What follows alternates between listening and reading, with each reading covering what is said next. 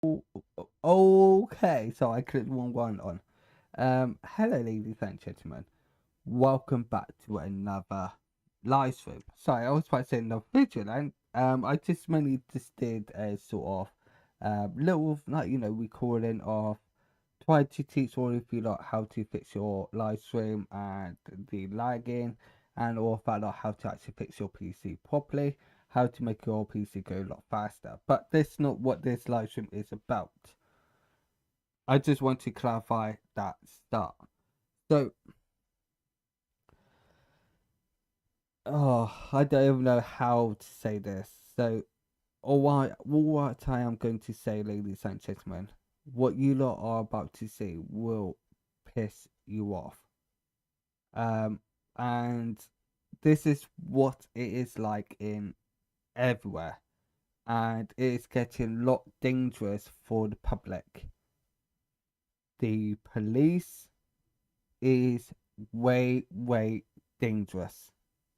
So, what you lot are going to maybe be watching is me reacting to this YouTuber who is a lawyer, and I was watching a couple of his videos last night, and I thought, let's just watch it, see what his channel is about, and what somebody new. Why not? So was watching, and it made me so freaking frustrated and so angry that to the point I do not understand how the law enforcement is allowing their people, as I say, do all of those stuff to the public. And if you have gone through that stuff, and if you've got the police records and all of that lot, you could send it to this lawyer, and he would do this, do a video about it and get that out to the public. So we will be talking about the YouTuber in a sec. So if you see a police car that has a blue line that is cross the police on the police car, blue line, do not go anywhere near that car. Do not go to anywhere near the police officer. Why? Because your life is in danger. Keep your kids, especially your kids, away from the police. If you see a blue line across the car, stay away from them, because they're not there to protect you. They are protecting their own. It is a problem I have seen. So many police cars has blue line across it in UK, and I didn't even know what it means. I thought it's like, sort of new design sort of thing. But now blue line means danger, and they will shoot you, dead for fun, and they will not get in trouble. They will never, get charged. That is the problem. So, no further ado, let's go and watch this YouTuber right here, and we are going to be watching this one. Oh, I have been dreading watching this video. This video I watched last night, and you can watch it yourself. I will slow it down so you lot can see what types of video I have watched, or I could go in my history. Matter of fact, I just go on my history and then show you on there sort of videos that I have watched. So this one, these two, and this one, high school girl, was officially attacked by a police officer, and that police officer had that blue line across his car. Okay, this one, the law enforcement was so, well, pathetic that this guy here, he is handicapped. That means he has no control over his lower half, like up to here, down. He has no control, no feeling, it's completely dead, virtually waist down sort of thing. And what the police officers did to him will hopefully will piss you lot off. I really do hope. But if you didn't, if you are on the police side, then well, what I gotta say is, let's just hope it happens to you or someone who you care about, so you could see, see the true side of it. Like, if you believe it's right that the police officer did that, then it just proves that you are a runaway. You don't care about anyone but yourself. You just care about law enforcement, where every single police officer is exactly the same because of it. And how can you trust law enforcement if they're not there to protect and serve you? All what they care about is protect their own ass and only be there for themselves. My opinion. So we are going to be watching this one, and through those advice, this isn't going to be good video. I'm going to be very, very angry. But anyway, let's watch it. So I'm driving down the road, and he's got something black in his hand, and he's moving it like it's a pistol. What do you have in your hand? Show me your hands.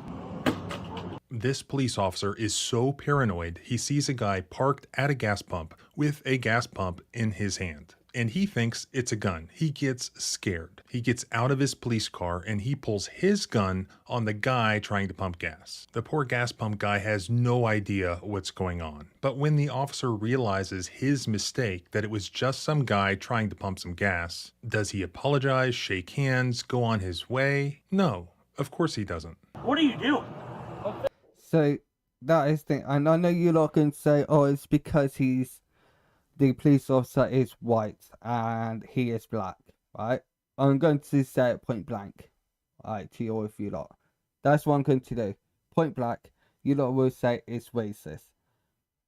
Well, I'm not being funny. Videos that have watched police officers target white people as well, and disabled people. So this video isn't about police are targeting, like, you know, race or religion or anything like that.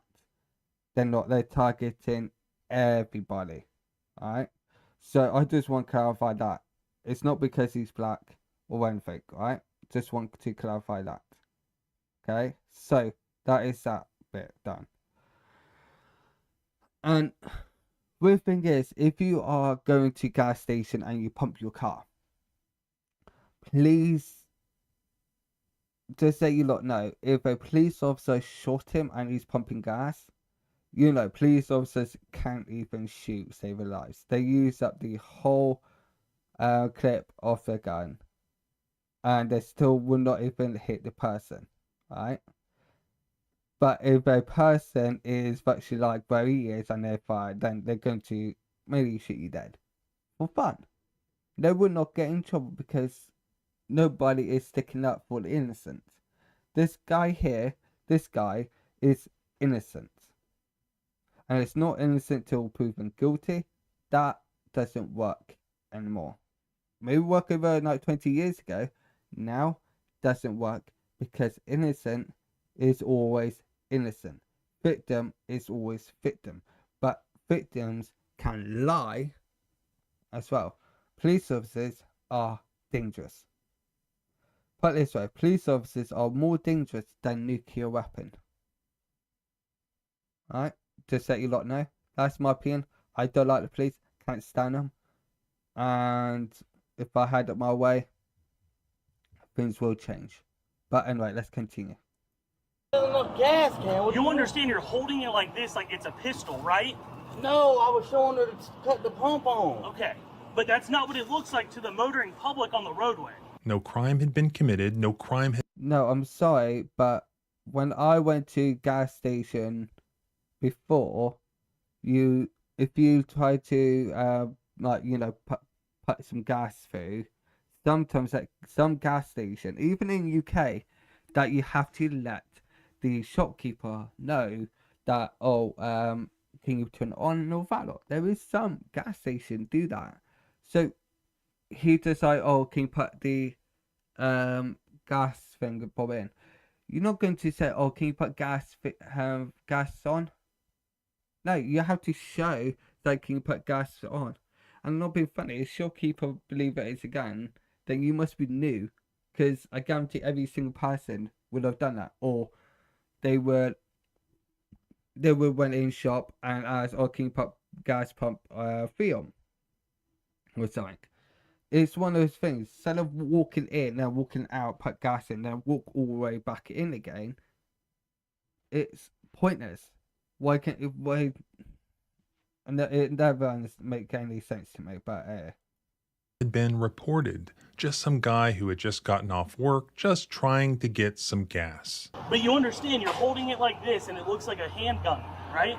No, I'm just. it doesn't. Special gas thing doesn't even look nothing like a gun. Nothing. Someone who been around more guns than, well, a army person, and touched and fired so many weapons in my lifetime. I know what's difference is gas pump, a gun, and a BB gun. It's so obvious, but nowadays it is very hard to know if it's a BB gun or real gun, because yeah, I did got fooled once with BB gun. I thought it was real, but it's actually turned out being a BB gun. But it still fires like a real gun, to the point before anyone says, well, obviously it will. Reason why, it actually shoots out the real bullet like a real gun. And if it hits you, it do actually go in you or through you. Right? It's just like real gun. Like what real guns do, BB guns can do exactly the same. Just want to clarify that. And it looks like the same way, same and everything, right? I just want to clarify that, right? Not like anything else. I'm trying to let her know to pump the gas, bro. So this is the YouTuber, right? You could go check him out and watch some of his videos. He's a pretty cool guy. And if you got any of messages, or if you've been through it, or your family or your friends or whoever, doesn't matter who it is, you could send it to him through here. I never done it. I don't even know if it's legit. So don't hold me with that. I let you lot decide it for yourself. I don't do research anymore. Otherwise, I would spend research all day, all morning to find out if this YouTuber is legit. But I'm not going to waste my time doing it anymore. So what you see, what you get, sort of thing. What? A number of you sent me this video. The guy who was trying to pump some gas here must have obtained this body cam footage and he posted it up on his own YouTube channel. I will link that below. This is yet another video from the state of Florida where a police officer apparently does not. Right, I do want to clarify all of this to you lot. Yes, he has old guns on the back. And all I got to say is they look absolutely amazing. And I just remembered what I did wrong. So I just remembered something that I really need to actually do. Right, this one, I'm going to just do all this. I forgot to do it, you know. My apologies. Will make you angry. Alright, and then I'm going to type it in please.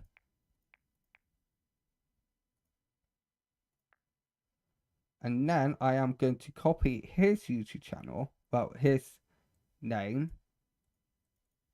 Reason why I am clicking his name is for multiple reasons, because I'm making a video about him and everything. And anything else I want to put over? Yeah, I just mainly just kept it like this sort of thing. I do need to go on to another video and just see what my PC is like. So I would definitely do that. Go to you. I have to do this way. There we go. Copy. go back, go to live, go to you. I did that without looking. Right. And this is my PC, my setup, and everything with this. Right, golden. Right, that is done, and let's just hope that people actually come and watch. Okay, anyway, let's continue. Not have anything better to do, so he's driving around just looking for trouble. And he's quite paranoid. He sees this guy at a gas pump, and in reality, this guy goes to this gas station every day after work. The gas station employee inside knows this guy. This is basically an everyday thing. Right, I do want to, like, go back a sec. Gas station every day after work. The gas station employee inside. Don't miss our fuel day that coming soon. Please sign up. Okay, I thought I said something totally different. I thought it's going to be more likely, don't come in if you want fuel. Sign that you want fuel. I thought that's what it said. Knows this guy. This is basically an everyday thing. So he grabs the gas pump and he sort of holds it in the air, signaling to the employee inside to turn the pump on. Seeing this police officer apparently got scared. He pulls into the gas station parking lot. He gets out of his police cruiser, and what does he do? He immediately pulls out his handgun and aims it at this guy. What do you have? And that right there is attempted murder. Because his first reaction is shoot, to kill. Alright? The police officer is in wrong. They always are in wrong. If you are pointing a weapon, dangerous weapon, at somebody, that is assault, attempted murder, and so many other crimes. So, and if any police officers are watching this, I can't stand you, no fellow. But anyway, and if a police officer don't agree with me with that, then how would you like it if somebody pointed a gun at you? You would mainly say that it was attempted murder, assault with a dangerous weapon, threats, and yeah, and so many other crimes. You can say one thing. Who cares that you are law enforcement? You should not have a right to point out a weapon for no reason at all. But I know you're not going to say, well, what if he did actually have a gun? Well, I'm not being funny. He had a court and shopkeeper said that I was waving a gun or looked like a gun. Well, if you actually pulled your gun out and aim, the other person will just open fire at you, no matter what. And the copper don't even give a shit if you're going to hit the tanks. If you hit the tanks, it will, blow up. Or, no matter if anybody is around, the police officer will shoot him, and then keep on firing, probably use whole clip, and then reload, and then use that whole clip, and probably go up to him and shoot him right in the head. And then he more likely look around and they shoot anybody else. I know you probably don't agree with me with that, but that's what I have seen myself, and that's what they are like. I can't stand them. They are murderers. They should be locked up for the rest of their entire life for safety. And one of the videos that I was watching is this YouTuber. He said in one of his videos that with one copper, and he simply said that, oh, I would definitely recommend checking for his wife's safety. And one of his videos said, well, what he said about his family's or his wife safety or valor. Well, if there are like this in the public to complete stranger and on job or that lot, well, they like at home. And he has kids, that copper.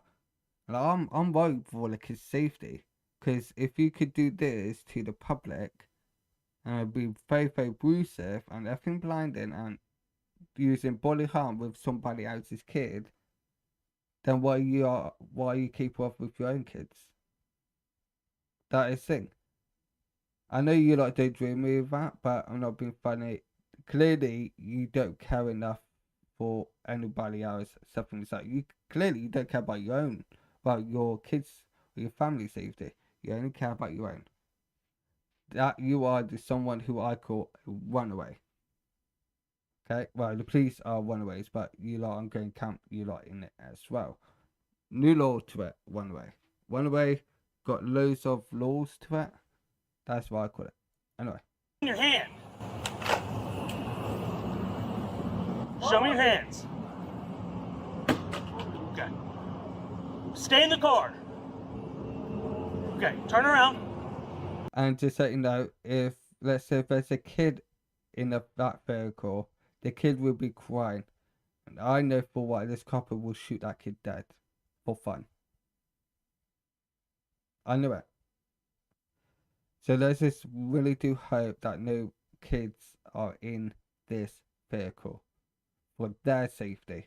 And yes, I am saying the police are just like, well, you could finish that sentence yourself.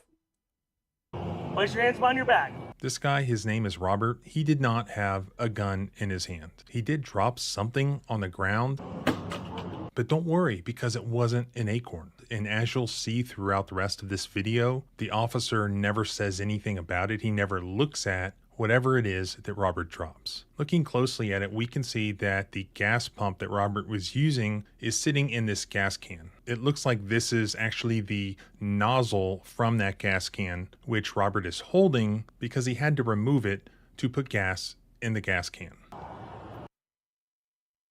Okay. How can you mistake that as a gun? First, I actually thought it was a drink bottle or something else. I didn't even know you could actually take the nozzle off the gas pipes. I didn't know that, so I learned something. Yeah, it was weird. Did it look like anything like a gun? No. But to you lot, or someone who's never been around a weapon or any guns, or yeah, never seen it, or you've been living under a rock, then obviously you, but be honest, you won't even think it's a gun because you would never seen a gun, and you never, so you won't even know if it's a gun or anything like that. So technically, you would, yeah, digging myself a deeper grave by then. I'm just wondering, like, if you've never seen a gun, right, how, then that's understandable if you believe that was a gun. But no, if you've never seen that, you won't even know what a gun looked like. So I just dig myself a deeper grave there. What are you doing? I'm filling up gas can. What You do understand you're holding it like this, like it's a pistol, right? No, I was showing her to cut the pump on. Okay. But that's not what it looks like to the motoring public on the roadway. I was just showing her the thing to let her know to get the gas. I guarantee that a copper is going to say, are you on any influence like alcohol or drugs? Or the copper more likely will actually check his vehicle and check him if he actually got a gun. And I guarantee the copper, if this guy have his kids, the copper will check the kids as well. Or more likely, if he's the same copper like before, did a strip search of everybody in the car, even the kids. Yeah, that only means one thing: copper is. Anyway. Do you have your ID on you? Yeah. Okay. Can I turn around? Yeah, that's fine. Dang, gosh. There's really no doubt that I would have, like that, right? If I was him, I would sue the coppers with everything. That is it. If this ever happened to any of you lot, sue them. No matter if it, or if anything, sue them. Sue the hell out of them. That is it. I would definitely sue them, but I'm not allowed by any law. My people, we're not allowed to sue anyone. If we do, we get, well, anyway, that's not really what this video is about. It's about this, not about my people.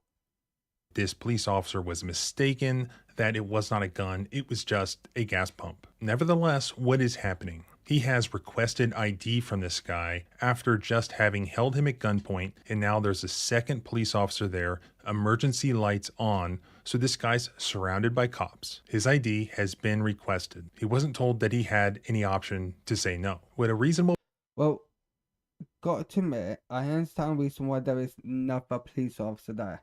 Because I did have a call that a guy was waving a gun. Obviously, there's going to be more than one unit. But, yeah, don't get me wrong, yeah. Just think about it. Would I pull a gun out and point it at the person? No. I will make sure that will make sure the person has not got a gun. So I will request for that driver to stop whatever he's doing and turn back so I see him. Then I will ask him to lift his shutter up and then go around like 360 degrees, making sure he hasn't got a weapon. I will call out to him saying, have you got any weapons or any gun on you or in your car or anything like that? If they say no, then, well, finish that sentence off, put in comments down below what you think I'm going to say. This is going to be fun.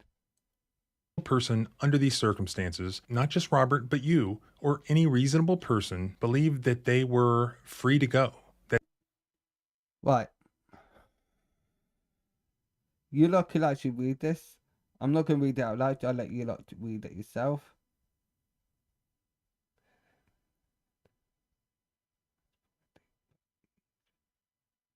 But he is free to walk away. He is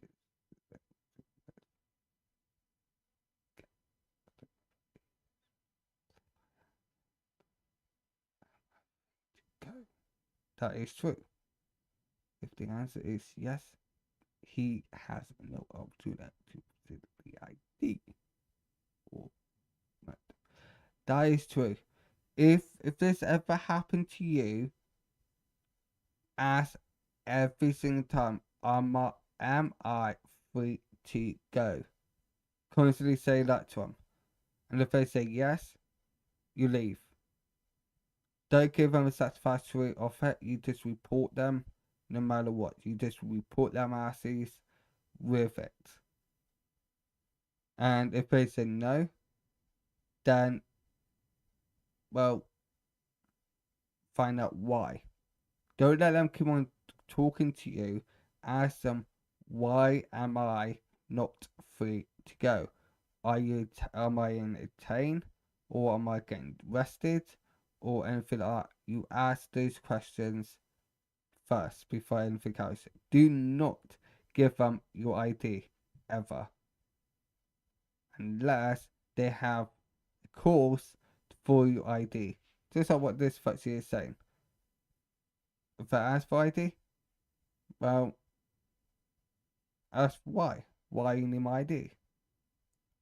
That this was some sort of consensual encounter, that they could decline or refuse to provide their identification to this officer. No, not at all. I don't believe so. I mean, he was just held at gunpoint. That means that this guy has been seized under the Fourth Amendment, because objectively, any reasonable person would believe that they have been seized and are not free to go. Therefore, this is not a consensual encounter, which means that the police officer here is required to have reasonable suspicion that can. Right, I know I just paused it, but I thought I'd pause this bit. Because I can't read that fast than all of you like I can. Or the traffic stop, and often these results are fast. Not just a or so much be able to clearly.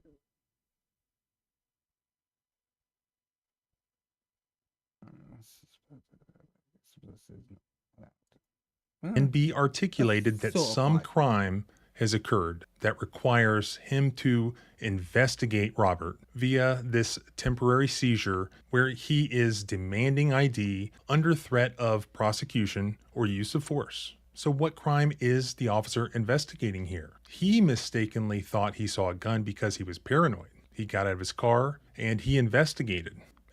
That is the thing. If a copper is paranoid or scared or anything, there is a higher chance that they will shoot dead. No matter what, they will shoot you dead without second thought. Luckily, Wobbit was lucky. Very, very lucky man. And if I was him, I would bought his bloody scratch card. Be honest, I would definitely 100% would got a scratch card after that. That I was lucky I didn't get murdered for sport. Alright? So, if it happened to you, report them. Like I mentioned quite a few times, you report them and you do not ask if I ask you for ID, you don't need to. You ask, am I free to go? And what is cause of being stopped? If they refuse to give you an answer, you ask, am I free to go? If they say no, then you request for supervisor, their boss. If they say they are the boss, then you say, I want your boss. And if they say I am the highest, then you actually are with complete ass. You won't pull your phone out and actually call the law enforcement yourself, saying that your life is in danger. You feel that you are being threatened by another police officer, and you are requesting for another unit to come because this police officer is claiming that he is higher command and he doesn't need to send anybody else, but you requested for a supervisor or his boss or whoever to come out to be here because you feel unsafe with that copper there. And by law, if you do feel that your life is in danger, in any situation, you have a right to protect yourself. That is the thing. And if you remove a police officer, then you are a hero. Start off by being you are a hero. But yeah, be careful. That is the thing if you are going down that road.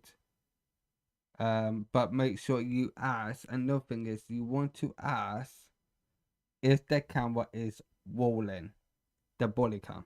If you don't see body cam, then you can't run. If the police officer got a gun, you can't run. You just have to kiss their ass, virtually, because you can't run because they will shoot you dead. You have to apply. They will hurt you. That's what police will do. They will hurt you. They will break a bone, put you in hospital, or they kill you.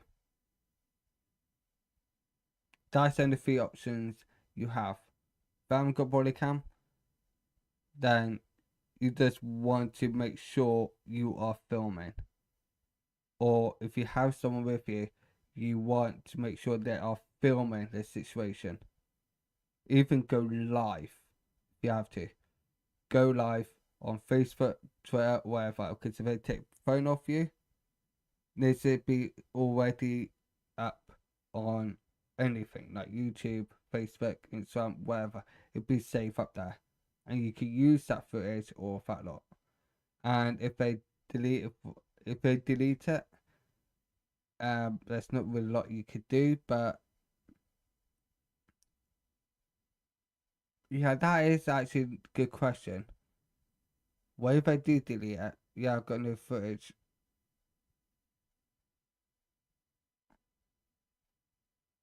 Let me think about that. Sec.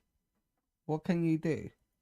At gunpoint, he has now determined that the guy did not have a gun. So why has he continued the seizure of this man? Why has he demanded his ID? I don't believe that he can articulate any reasonable suspicion, and that therefore what we are seeing here, even if we excuse him for the mistake, because the courts don't like to armchair quarterback the police, they don't like to judge them with 20/20 hindsight. Yeah, give me a sec.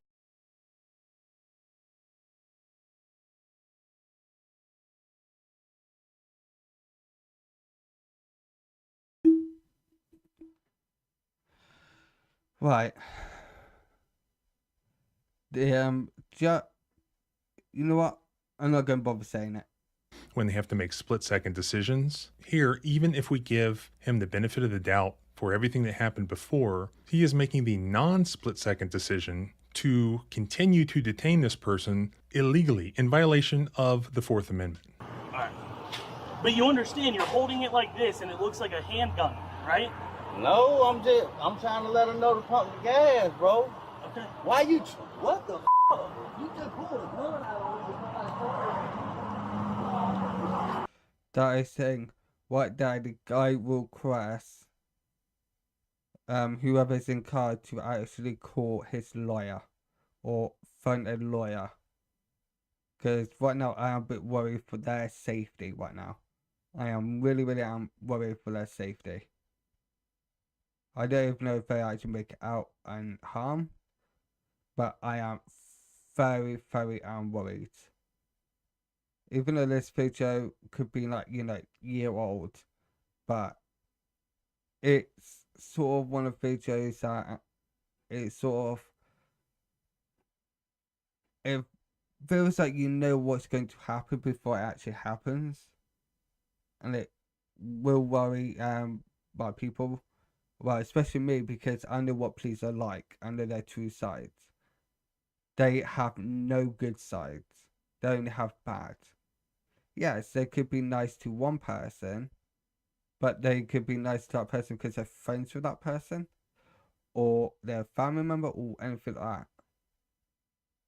That is the thing. Police are not nice.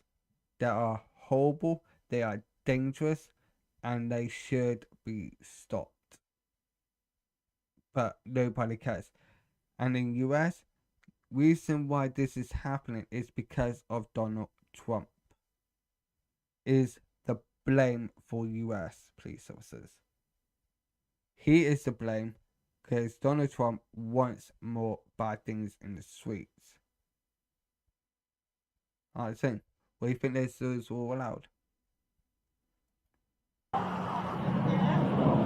Yeah, I'm 10-4. Sorry, there's an individual who had something that looked like a gun in his hand. Got out working through it. I'm not being funny. Somebody who is a police officer who has a gun himself, you would know if it's a gun or not. That is the thing. You would actually know if it's a gun. Am I just that crazy? Someone who has weapons, guns, all types of guns and that. It's like, I know what's a gun and what is a bloody fuel pump pipe thing, Bob. No sort. I don't even know what you freaking call it. Anyway.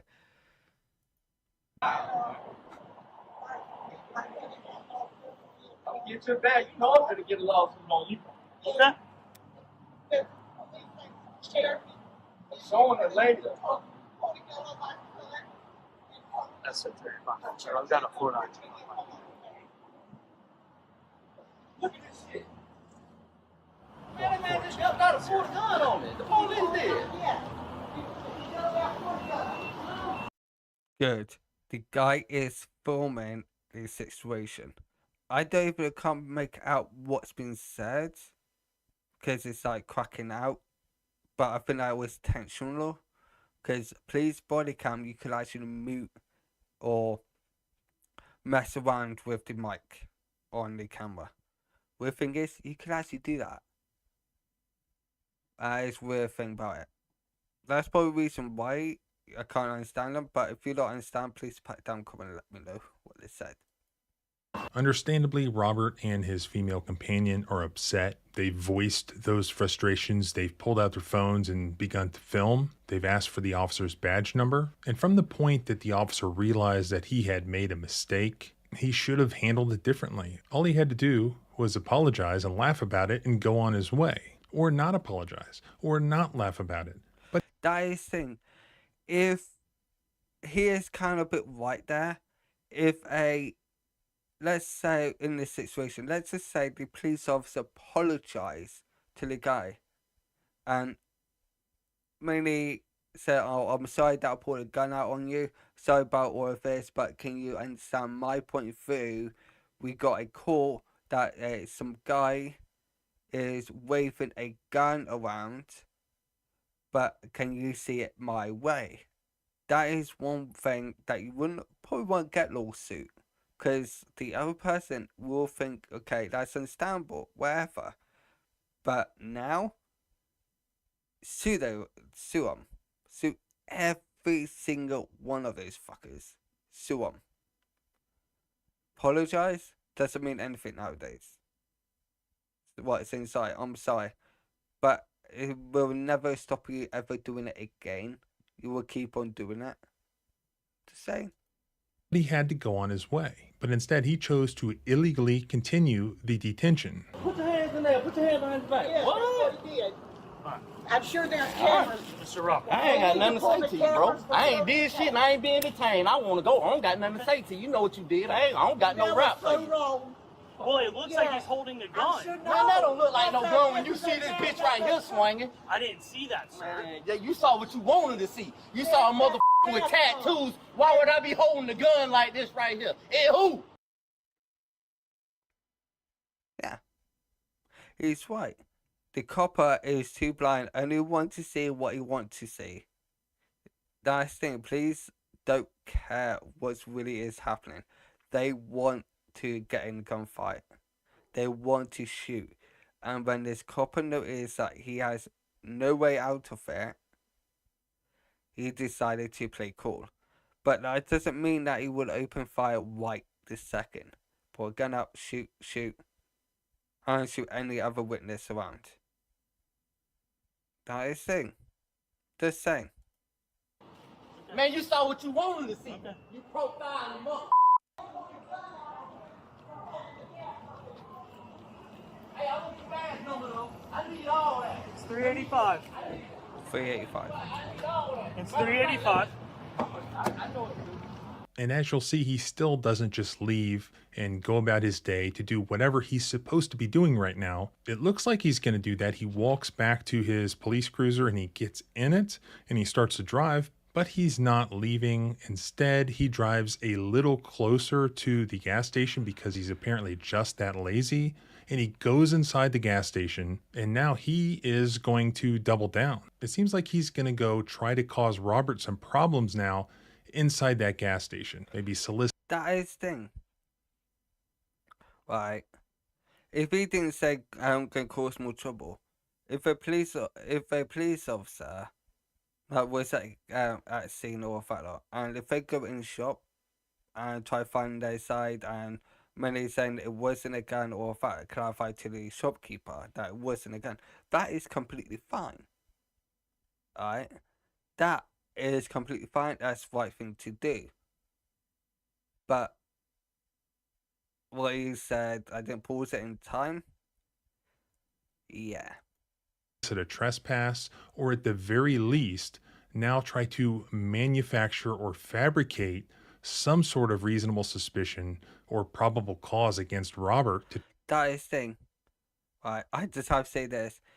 If a police officer went into a shop and they want to charge him for trespassing, or what Robert needs to do is sue the shop, sue the police officer, and by law, in US law, the person can actually get at least 5, 6, 10 million pounds from the shop business and maybe the police officers as well. If you do it right, you can do it. That is the thing. The police do not care about safety. They just do it because they can and they will never get in trouble. That's what they do. They're trying to find something to accuse and try to charge the person so they could get away with it. But that's the biggest mistake. If you actually taken Robert to the police station, Robert could easily sue you even more money and sue you, and he could actually take your job, have your job. That's the thing. What he's doing is all totally wrong. But public don't really want to sue, don't want to press charges against the officers because they know what's going to happen. Which, yeah, you're going to know what's going to happen because law enforcement, all police officers only do one thing: do body harm. That's it. But anyway, let's continue. Let's find out what this asshole is about to do. Try to jam him up, even though he knows that none exists. Hey, how you doing? Hey, what happened? So I'm driving down the road, and he's got something black in his hand, and he's moving it like it's a pistol. So I pulled in to investigate what was going on. That's all it Oh was. yeah, because his pump wasn't on, Hey, bro. and he was signaling me that the pump I'm a wasn't. Christian police officer in Alabama. You guys. Okay. Yeah. Just the guy had something in his hand that looked like a gun, and I was like, "What are we doing?" Yeah, I noticed some that's weird coming up. Okay. Yeah, So you saw. Like you lot just heard, the shopkeeper saying, yeah, his pump wasn't on, so he was waiting to let her know to turn pump on.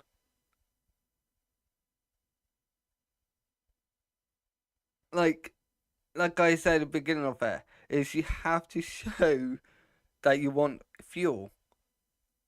Otherwise, if you don't have the fuel thingbob pipe, and you tell the shopkeeper, oh, you want fuel, and you don't hold it up and point, the shopkeeper won't even know. If you're saying like you're standing there waiting, the shopkeeper not going to really, bat an eye what the person's doing. Why is he looking? And why point the guy going in the shop, say, oh, can you turn a pump on, and go back over to your car? I was wasting both those times. So point at the pipe to let the shopkeeper know, oh yeah. And then we got this guy who said that he is a sheriff, I think, or another police officer undercover or something. And then the copper is explaining to him. Now let's just see if this is a real copper or is he a fake police officer. With the thing in his hand. I saw with the gas pump in his hand. Yeah. Yeah, his gas pump. See, the guy even said, yeah, it was gas pump that he was holding and waving on his hand. Which, did he wave the pump? I don't know. I didn't see. But, and it's not because, and I know in the beginning of this video I said because he was not white. Be honest, because it was dark, and I assume he was not, well, he was a black guy, but it wasn't when he actually turned around, went round and actually talked the other side, on this side. But when he went in that way, I thought he was black guy. That's what I assumed. Alright? That's what I assumed because the dark and the camera of theirs isn't that good. I'm not making any bloody sense. Sorry. His pump wasn't working, and he was signaling me that the gas wasn't on the pump. Is he causing a problem at y'all's store? No, he come in here every day faithfully after work. He come in here to get gas That's and cigarettes every day. He don't cause nothing. Hey, I don't want to hold the gas pump again. You'll start the gas over time. Yes, I will. Hey, what's your name? Lawler. You'll sign the statement. Get kept a picture of everything you did. I just said I had done. I didn't understand what the lady said, unfortunately. But at least the guy actually went in and said, oh, can you put gas pump on? Weird thing is, that shopkeeper, I absolutely love her, because she reminds me of the lady from, what's that film called?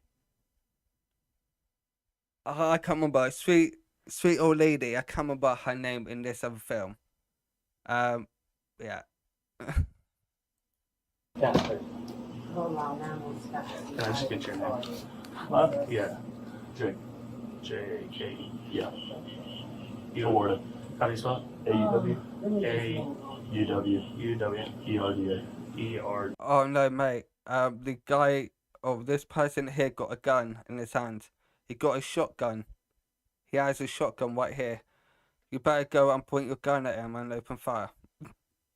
Sorry, I have to. And Just short a bit. So this gas station employee, fortunately for Robert, is backing him up. She has said that she witnessed what Robert was doing, explained that she knew why he was doing it, explained that he goes there every day, explained that he's not a suspicious individual who needs to be investigated or trespass from the property. So she's not helping out the officer on his mission at all. Meanwhile, as this is occurring, this off-duty police officer from Alabama walks in the door.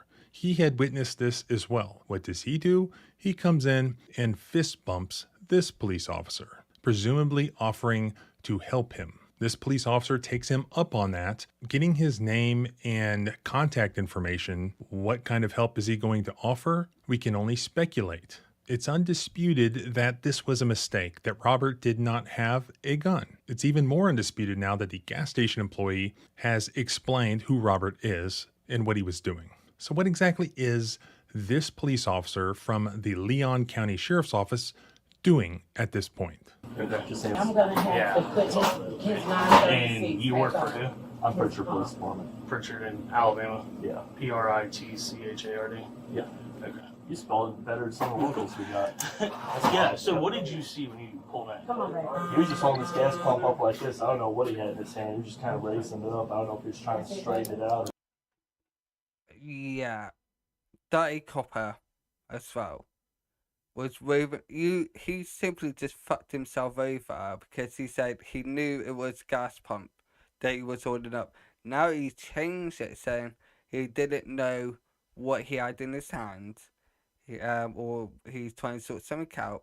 He just sticks himself in jail and he tried to correct himself.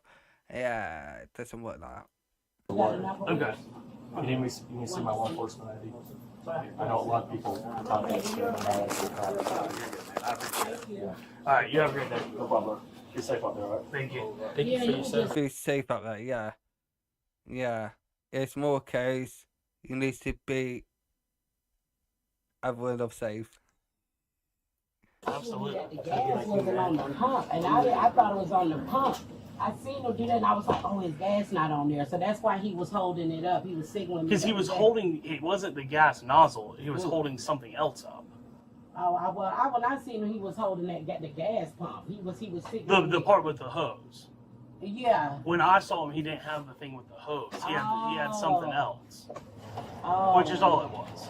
Oh, okay, because I'm like, Yeah. wait a minute, what's going on with Trent? Because he come in here every day. He's very friendly. He's respectful. Okay. And him and his wife come every day. Okay. Monday through Friday. They stop by here. He get his $15 worth of gas Okay. and his 2 cigarettes, Okay. and he roll on out. Okay. Yeah. That's why I was like, oh my gosh, what's going on out there? He just left out of the store. Yeah, no, it's what I saw when I was driving down the road. You know what I mean? So, Right. I just want to make sure I weren't getting held up or Yeah, something. Right, and I thank you for being Yeah, on the that's all it lookout, was. because we Oh, so nobody called the police. So clearly this police officer has never been at a petrol station fueled his car up. Clearly. Because he just drove up, saw him, he was on the petrol on his own. Then he decided to pull his gun out, wanted to shoot the guy dead for fun. Then he probably noticed his body cam was on. Or whatever reason. It's sort of thing that happens every single day. It's like you have to be careful. You really have to be freaking careful. That's the reason why. If you see a police officer, turn the other way. You go the opposite direction from the police officer or cross the road for your safety. Law enforcement will charge anybody with anything. I've been through that down road my whole entire life. It's not. get some crazy people. I get crazy people through here, Yeah. so I'm glad y'all do be alert. Absolutely. You have a I great be up day. in here, honey, some days, all night by myself. Yes, ma'am. So I'm glad that y'all be alert. But yeah, he's really kind. I'm sorry. How do you spell your SH? SH. Yeah, that is thing. It's like the copper want to charge him for something, charge Robert, like for trespassing or any other crime. But then he noticed, oh, shopkeeper is not going to, say anything that the police officer wants to hear. Now, a police officer more likely will go out there, go up to the guy, and try to get him to start throwing punches. I guarantee police officer going to go to Robert and start shit. I guarantee it. Never seen this before, but I guarantee it. A-N-I-K-A. Thank you, love bug. No problem. In the last name? Okay, I appreciate it. Okay. Thank you. Why my name had to get put down? Just, they like us to just document it. Oh, okay. That I made contact with. No, that is false. That is false. If the shopkeeper never called you, you have no right to get their name at all. She never called you. You saw Robert and you decided that's my next target. You should have no right of getting her name, her number, her anything. So that shopkeeper, if that shopkeeper is watching right now, press charges on that copper because he broken the law. The clerk, everything's Okay, fine. Yeah, that's fine. that's all. I ain't got no warrants or nothing. All right. Good.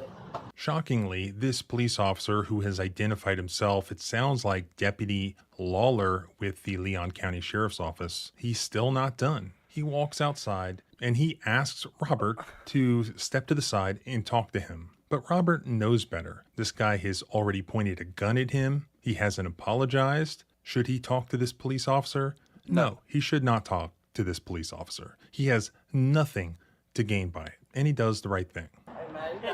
My point is that I knew it. I knew it. You lot heard it. I say he's going to get him to start shit. Guarantee it. I knew it. I fucking knew it. Let's see what kind of bullcrap this copper trying to get him to do. This is funny. Profile. Can you You come ain't talk to even me for a second? apologize, Can you man. come talk to me for a second? No, I really don't want to, for real. But you know what you did, and you know you dead ass wrong. Robert, just keep on walking away. Don't give him satisfactory. Because right now, this copper will charge you for violence, for death threat. Because, or because you're pointing, or you're carrying your wallet, maybe? You know I ain't had no fucking gun. After him. So what was Deputy Lawler going to say?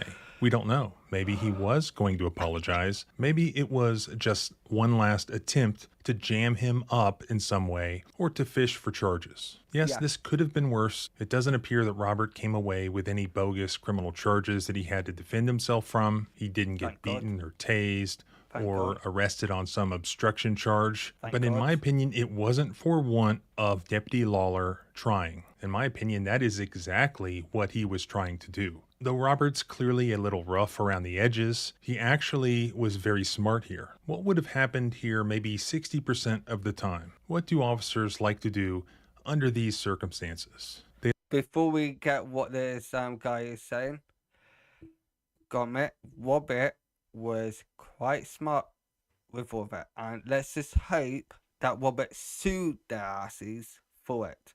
And I'm so glad I'm so glad the Robert and his wife or some lady isn't hurt in any shape or form. Well, they are harmed because they felt their life in danger, that they were faithful their lives, faithful their safety. But I'm glad they didn't get physically harmed or actually get shot or accused. Well, they did get accused technically, but long term accused again. So I'm very, very glad. This video isn't that bad, but freaking out, it worried me. Like, completely worried me. like to give some order. It could be give me your ID, it could be get out of the car, and then when there's not immediate compliance, boom, they arrest the person for obstruction or something similar, even though there was no underlying criminal conduct. Here, Robert did not give him that opportunity. Robert did frustrating. all the right things. He immediately complied with all of the orders. He put his hands up, he turned around, he put his hands behind his back, and ultimately he wisely refused to have anything to do with this police officer, because you don't want people like that in your life at all. You have nothing to gain by it. This all resulted then in Deputy Lawler skulking away through the parking lot, getting into his police cruiser, after having wasted all this time trying to jam up an innocent guy who was just trying to get some gas. He gets in his police cruiser and he leaves. This video footage captured Deputy Lawler violating the constitutional rights of an innocent person, and we never would have known about it but for the fact that Robert obtained this footage and he put it on YouTube. And now we all know about it. We all know who this deputy is. We all know that he spits on our constitutional rights.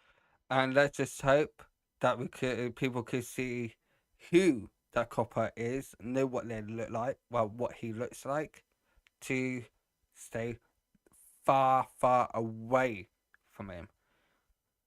So if you would not want to, finish off watching this video, you can. I won't, but this video served my love, and it's surprising that I've given somebody my love. So now that is good side of it. Some states. Now let's find one that wasn't good. Well, I did see one of the videos with this just in the thumbnail, she looked like she was Muslim, or I don't want to criticize religion or anything. She had this head thing bob, like face thing. Try to find it. This one. Oh wait, there's two. So we've got these two. Yeah, it looked like a head thing. It probably ended up being a hoodie on. Ooh, hang on. Same cop. History of it. The bad cop who arrested a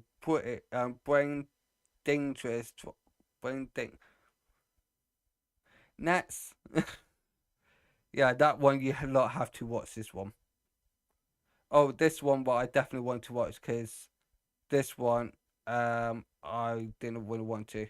Cop family sent home hate. No, that's hate mail. No, I want one that the guy was lying in bed, in a hotel, and something else. I can't remember what else it said. And the copper had like I think a light or a gun at the guy's head in the thumbnail. Had to be careful. Some of these thumbnails look fake to some extent, but let me just try to find this footage. This one, which I definitely recommend you not watching. Right, it always come up my recommendation. It comes up on there. Here we are. See, I said, cop family sent hate. Look, wait, that's hate mail. Wait, did he change the title?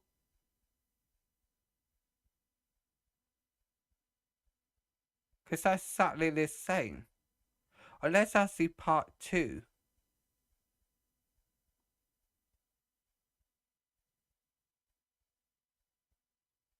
Maybe that was actually part 2 of it. Yeah, that this is fake thumbnail, so I would not be clicking on that one. That's fake. Same with this one, because that is a guy who actually, no, not personally, from a film. But anyway. Oh yeah, no, it is this one. My apologies. Yeah, I didn't wish you read the thumbnail. But yeah, let's watch this one. Sheriff's Department, blue. That's the Wake up, man. Body cam footage you are about to see has never been seen public. Alright, now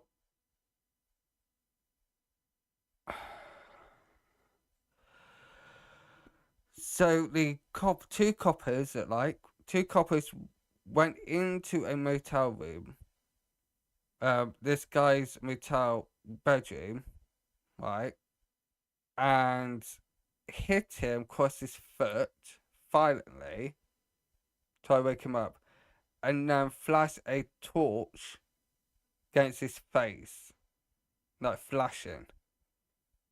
And the copper should know that you are not allowed to be put to any torch or any light if somebody is asleep, because she could actually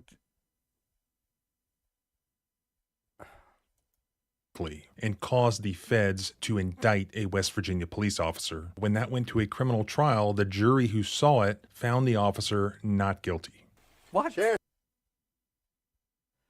What? Not guilty for flashing a light. The light is flashing against the guy's eyes when he is asleep. If you do that to anyone, he could have a seizure. Even though he doesn't have epilepsy, if I pronounce that right, hopefully, he could easily have one. He could easily have one without... Department, man, wake up. Don't be swinging, or I'm gonna put you in handcuffs. This is some of the most disturbing police body cam footage. That is kind of normal. If you are asleep and then someone was driving you, you are going to faint yourself because you're just waking up. You're going to faint yourself. That's normal reaction. If you do that to somebody, they're going to push you. If you are telling who you are or whatever. Footage that I have ever seen. You want the solution? Give me the solution. There's the solution. Do you like that solution? I got that problem solver, man. I got that problem solver, huh? It's caliente, man. I didn't know anybody. Mucho caliente. Now, could you calm down so I can fix my tie, sir? I look a mess. I'm all disheveled. Stop, boy! Stop! Boy! We do this all night, man. Do this all night long. Stop stepping on me. You awake? Rise and shine. Sit. Yes, sir. Sorry. They beated him. They beated him. You could see blood off his face. How they brutally beated him. Yeah, man, you need to watch it, Winston. You need to watch it, 'cause you've been real shitty with me. If you step at me like that again, we'll you up, Winston. You understand me? Yes, sir. I'll never do it again, sir. Push your sleeves up. Let's pretend that you are a juror. I'll show you the evidence. Give me your verdict.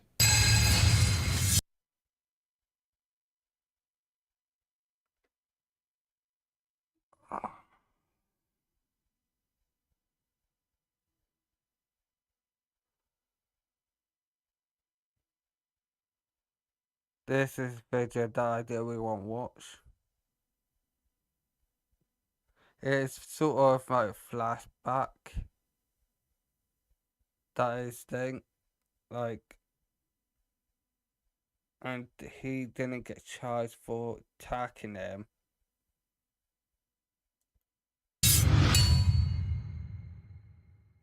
I want to thank all of you for celebrating with me passing the 1 million subscriber mark. It's nice to get nice messages. Earlier this month, though, I got a really hateful message just out of the blue. Apparently, it came from a family member of a police officer that I did a video on back in August of 2022. It was about a West Virginia deputy who was arrested and indicted by the feds. And at the time, I could not show the body cam footage. It was not available anywhere on the internet because it was being used in this prosecution. I sent a FOIA request for it, but it was denied, as I detailed in that video over 2 years ago. After reading this hate mail that I recently received that said, "Get your facts straight," that said I lied, that called me a fraud and a fake lawyer and a punk, and told me to go myself, loser, and it included part of a story about this same police officer being found not guilty ultimately in his criminal prosecution. So I responded to this guy, "That's right, I remember this case, thanks for reminding me. Now that the criminal case is over, I'll send another FOIA request." Well, just a couple of days ago, I got that footage in. Was this deputy completely innocent? Was he the victim of a tyrannical federal government prosecuting him for... No, he isn't innocent. He is guilty. Just look at him. He's guilty. Like with everything. Flashing the light against somebody's face when they are asleep, in deep sleep, can use body harm to that person. And also, that's probably reason why he turned away, because he just woke, like, firstly got woken up, firstly, but he's not fully awake. I want him so bad. And I would definitely 100% wait till a year's sleep. I'm going to do exactly the same thing what he did to that guy. See how he likes it. Political reasons? Let's look at the footage together. I'll try to be fair, and you can reach your own conclusions. This incident occurred in Monongalia County, West Virginia. That's where WVU is, up closer to Pittsburgh. These are the facts of what happened according to the U.S. Attorney for the Northern District of West Virginia. Deputy Lance Carezza and 6 other police officers responded to a disturbance at the Residence Inn Hotel on January 20th, 2018. An investigation at the scene determined none of the suspects broke laws or would be arrested, but hotel management asked that they be escorted from the property. But if we don't have any probable cause for an arrest, you guys be packing your stuff. We'll be waiting for you and you're escorting off the property. We're trying to stop you guys from getting arrested. If we tell you don't go in there, don't go in there. If we tell you to be quiet, be quiet. Thank you. We're trying to figure out a way to get you guys out of here so nobody gets arrested. As the group exited the floor, Carezza ordered one of the guests to open the door to a nearby room where he found the man sleeping. Carezza then allegedly began to shake the man and hit his feet to wake him up. When the guest explained he was sleeping, Carezza threw him off the bed and beat him. As the contact escalated, Carezza restrained the guest as the 6 other officers were in the room. This particular victim had a flashlight in his face and thought it was his friends just messing around with him. It turned out it was a sheriff's deputy, and from there it got really out of control. Carezza battered and used pepper spray on the victim while the victim was handcuffed. Then, while the suspect was being taken out of the property, Carezza allegedly continued to use unnecessary force. Then, the police report that was filed after this happened did not indicate the pepper spray had been deployed after handcuffs were put on the victim. In fact, by law, you are not, no police officer is allowed to pepper spray somebody or tase somebody if they're in handcuffs. It's not allowed.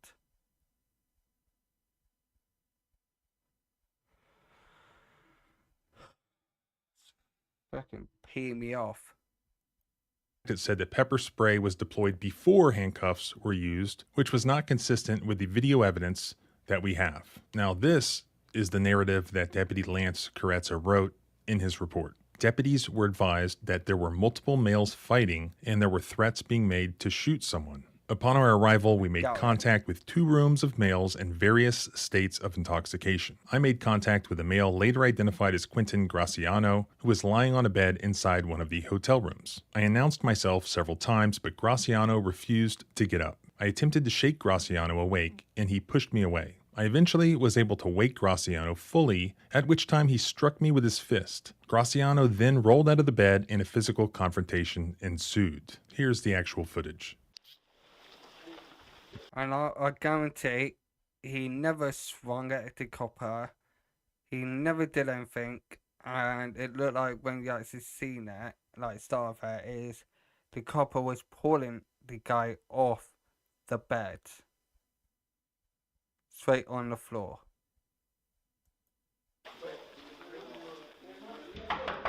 Sheriff's office. Oh, come on. Would y'all step back for me? Oh, sorry, sir. Take your hands out of your pockets. Oh, Step out here. Hands out of your pockets. Yep, sir. There you go. Sorry, sir. Step out here. What's going on tonight? Step out. There you go.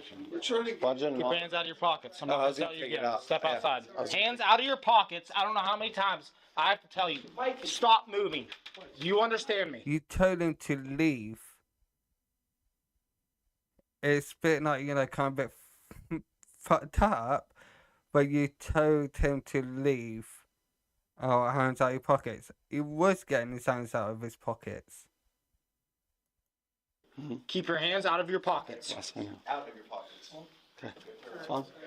Do you want us to sleep up, sir? I'm good. What's going on with you? What's going on? Nothing. What do you mean? Something's going on here because we're here. What's going on? Nothing. What do you mean? I'm in this hotel room. Okay, was there an argument or a fight? No. Nothing? No. Give me your ID. You can have it. Yeah. Okay, they just said that there was a fight. So what's your malfunction? I have no malfunction. You can ask me. No, I said what's your malfunction? Because they're all admitting that there was a fight. You can ask them. I don't know. They did ask them. I'm asking you because I asked you if there was a fight and you said no. As far as I know, there wasn't. No. So you're sitting here and there's 6 dudes fighting in the room and you have no idea what's going on. You're being very unhelpful and very uncooperative. 1000%. Well, I'm not being funny. If he was in a room, how would he know if there's a fight going on if he was in a room? What, he got an X-ray vision? Now is he uncooperative? Yes. 1000% yes what? 1000%. Yes. If there was a fight, I was here for it unknowingly. You're that drunk? No, I was here. Stop talking. My buddy Craig's laying on the couch, and he's laying there, so I'm like, it's on his brain. Obviously, he did it. It's all me. It's not me. He gets in my brain. He's like, dude, we're best friends. We're good buddies. He keeps going, We're getting calls that you guys are threatening to shoot each other and all kinds of stuff. Shoot each other. Kill, maybe. Oh, yeah. If they were shooting at each other, do you think there would be bodies over the floor? There would be blood over the floor. And you wouldn't even open a door, a hotel door. Like it. Oh my fucking god. They're just making loads of false accusations about these people because they're drunk.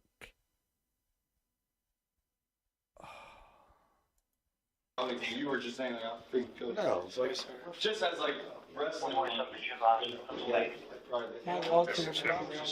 Like, dude, get out of my face. Stop. James? Yeah, it's mine. And that's my bad. That is my bad. Yeah. Like, everybody's probably that's my bad. We're all friends. It was all stupid. Yeah, I want to fuck you 30 minutes ago at least. We're all friends. How many times have I said I'm getting to I promise. And these are both on. These are both back on 272. It's 021.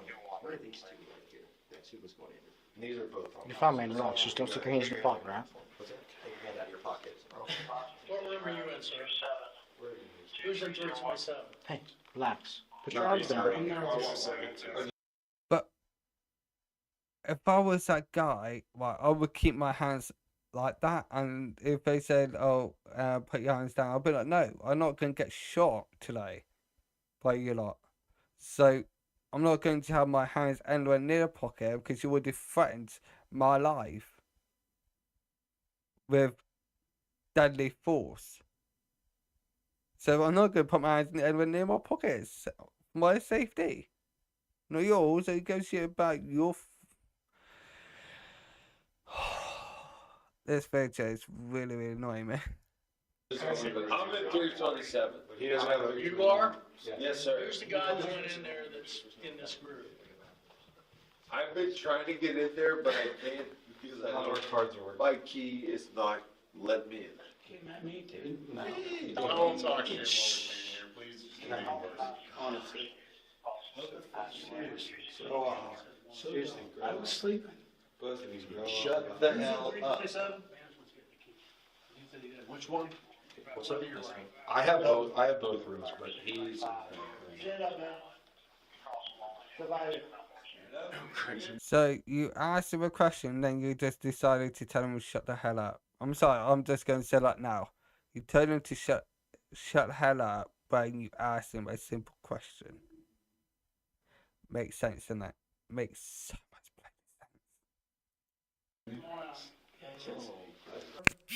sense. Sorry, guys. What's going on tonight? We're just.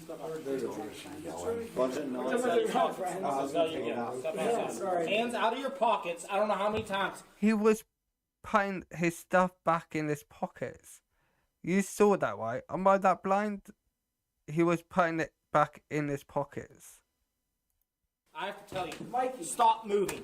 Do you understand me? Keep your hands out of your pockets. Out of your pockets. Sorry. Is anyone else in the apartment, sir? No, I'm good. what's wrong? No, that's the whole thing. Okay. Who's in 327? Management's getting a key, because he said he didn't. Which one? The one to your right. I have both. I have both. So, Stand up, man. Step out here. Stand up. yep, come on out. I probably have a key to that room if they want it. I'm with them. Okay, well, let's see if you got a key. Probably do. But no, you said you dropped it. Does anybody have a gun? I might not. I don't know. No. There's no gun. No. No, it don't know. Swear to God, none of us. Has any of you guys not been drinking? By the way, if you're asking yourself, well, wait a minute, can cops just go into hotel rooms? Do they need a warrant for that? If you're asking yourself that, you're completely right. Apparently, this was not even part of the criminal allegations against Deputy Carezza. In West Virginia, we are in the Fourth Circuit. The Fourth Circuit, consistent with U.S. Supreme Court precedent, Stoner versus California from 1964, recognizes that a hotel guest has a reasonable expectation of privacy in their hotel room during their stay there, during their tenancy, just like it's a home. But what if the hotel management gives the cops permission and says that these people were being loud, they need to go? Well, hotel management cannot consent to a police search of a guest's room while the guest retains a privacy interest in the room. Only the guest can waive their Fourth Amendment rights, absent some other exception. So this expectation of privacy in our hotel rooms can only be terminated when the guest's rental period ends, i.e. checkout time, or when the hotel evicts the guest for valid reasons, such as disruptive behavior, and takes affirmative steps to repossess the room. For example, locking the guest out or notifying the guest of eviction. Here, while we're told that the hotel wants these people out, we see no proof that hotel management has asked them to leave and they've refused. We see no proof that hotel management has taken some sort of affirmative step to lock them out of the room or evict them from the room. Certainly in the middle of the night here, this was not their checkout time. The other exceptions that might allow the police to enter these hotel rooms under these circumstances would be exigent circumstances, such as immediate danger to others or destruction of evidence. Or there could be voluntary consent to enter by the guest. But here, since we're dealing with Mr. Graciano, he's fast asleep in his bed. He clearly did not consent to anything. Let's continue. What's up? No, we won't. All of us have been drinking all this. I am the soberest one here. The thing is, that is like, true. Please cannot go in any hotel rooms. The room that you are staying in is your place, sort of thing. It's like a home. So if you can hear music, it's coming upstairs. They play loud music, and they been playing loud music every single freaking day, and it's freaking annoying. I'm the soberest one here. And these are both the most annoying here. For sure. Alright, try the key. I got it. Sit back. Sit back. Step back. They're looking for. Sheriff's Department. Blue. Alright, I just want to say this. Look how this side is and that side, right? I just want to clarify that now, because I guarantee he's going to get stuck down that side or anywhere else.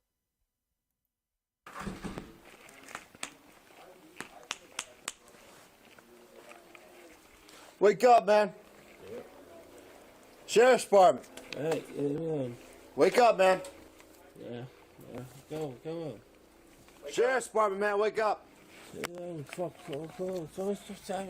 Wake up, man. You should never lift somebody's eye up when they have been drinking and they're asleep. You could actually blind them. Wake up. Ow. Sheriff's Department, wake up. Sheriff's Department, man, wake up. Don't be swinging, or I'm gonna put you in handcuffs. You just... At that very moment, Deputy Koretsa's body cam shuts off, or is turned off. Which is it? I don't know. Turned off.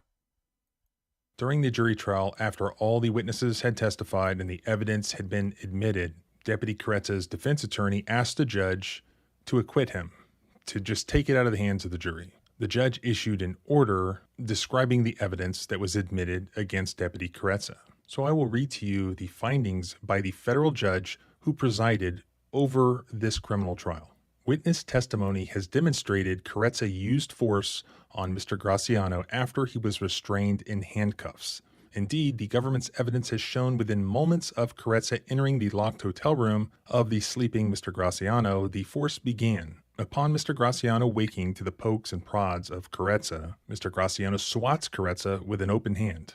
Koretsa's body camera is switched off, and somehow Mr. Graciano is on the floor of the hotel room in a prone position, in the narrow hall between the bathroom and the bed. Viewing the evidence in the light most favorable to the government, video evidence and witness testimony showed knee strikes and pepper spray deployment after officers Mongold, Koretsa, and Co. restrained Mr. Graciano in handcuffs. Law enforcement witnesses have testified that when force was being used on Mr. Graciano while he was handcuffed, they did not use force on Mr. Graciano because they did not believe force was needed at that time. There is sufficient evidence to convict Mr. Koretsa because a reasonable jury could find that based on the evidence offered in the government's case in chief, a reasonable officer in his position would find the force used was unreasonable. Therefore, the defendant's motion is denied. In other words, the judge found that sufficient evidence had been presented.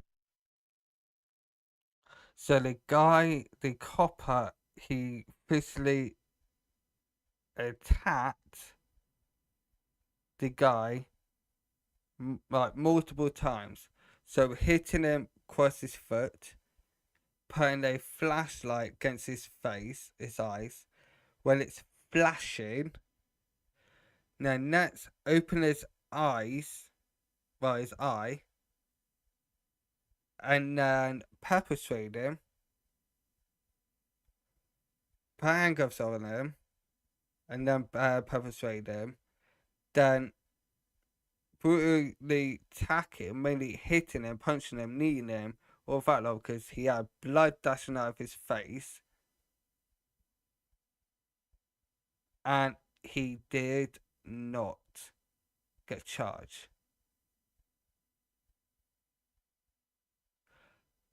I want that copper so bad. I want him so bad right now. By the federal government for any reasonable jury to conclude that Deputy Koretsa was guilty of the crimes charged in the indictment. But in a criminal prosecution, unlike civil lawsuits where the courts use an objective standard, here it must be proven that not only did the defendant violate civil rights, constitutional rights, but that he did so with willfulness. Now, what does that mean? According to the jury instructions given to this jury by the judge, a person acts willfully if he acts voluntarily and intentionally with the specific intent to do something the law forbids. So if the government can't prove beyond any reasonable doubt that the defendant did these things, violated constitutional rights with this specific criminal intention to break the law, then he must be acquitted. And here, although the feds were prosecuting, the sheriff, the Monongalia County Sheriff, had this deputy's back. The other officers who were involved, who were not being prosecuted, really muddied the waters about whether or not Koretsa was completely ignorant that he was violating the Constitution. And perhaps that's all it took for a jury to conclude, well, the government hasn't proven what his specific intent was, and he didn't testify, as is his right. So if the jury concluded that he was poorly trained or just completely ignorant, they had to acquit him from a criminal federal prosecution. That does not mean that he didn't violate this man's constitutional rights. This federal judge found there was sufficient evidence for the jury to come back guilty had they chosen to do so. So here we go back to Deputy Coe's body cam, which did catch some of what was happening. Oh, really? Right, now we are going to effectively see what really happened.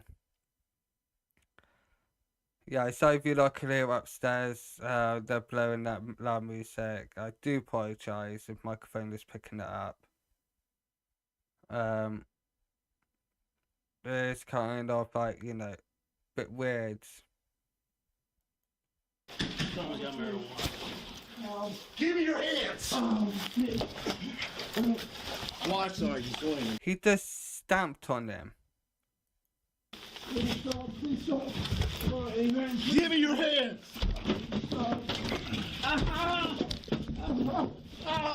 Give me your hands! I got it. Please stop. You want please, you know I owe nothing. You want the solution? Give me the solution. There's the solution. Do you like that solution? I got that problem solver, man.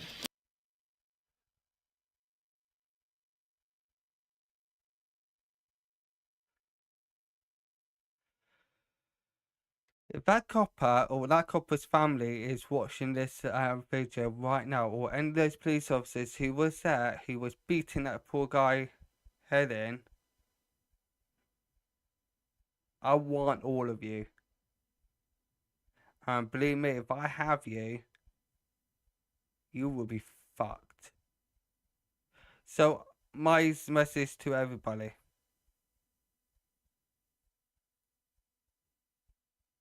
Get your revenge. I got that problem solver, huh? This is your problem right solver, there, that's right the here. problem solver.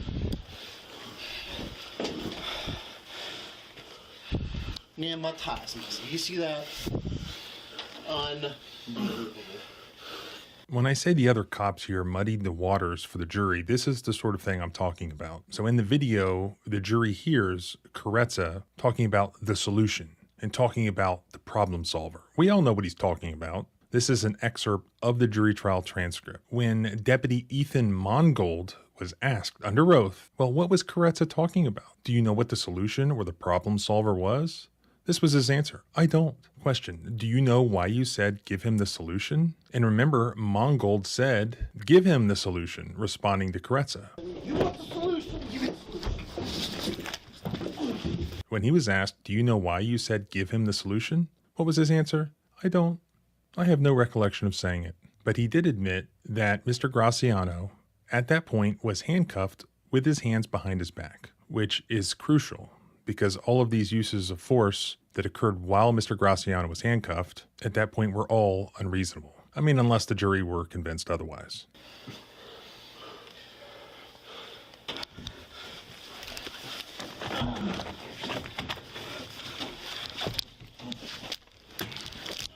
Get your feet out. Hey, stop moving. That's right. I'll give him away. I'll give him a little bit of this. A little bit of this. Oh, please, Weird thing is, if I was his friend outside a hotel room, I would be going in there and be fucking up every single those police officers facing. I would be fucking them up so bad that their mother wish she closed her legs. I will fuck those coppers up. Oh, mate.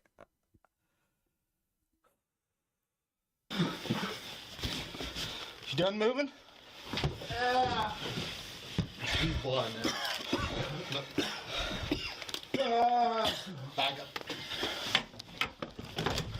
Stop fighting, man.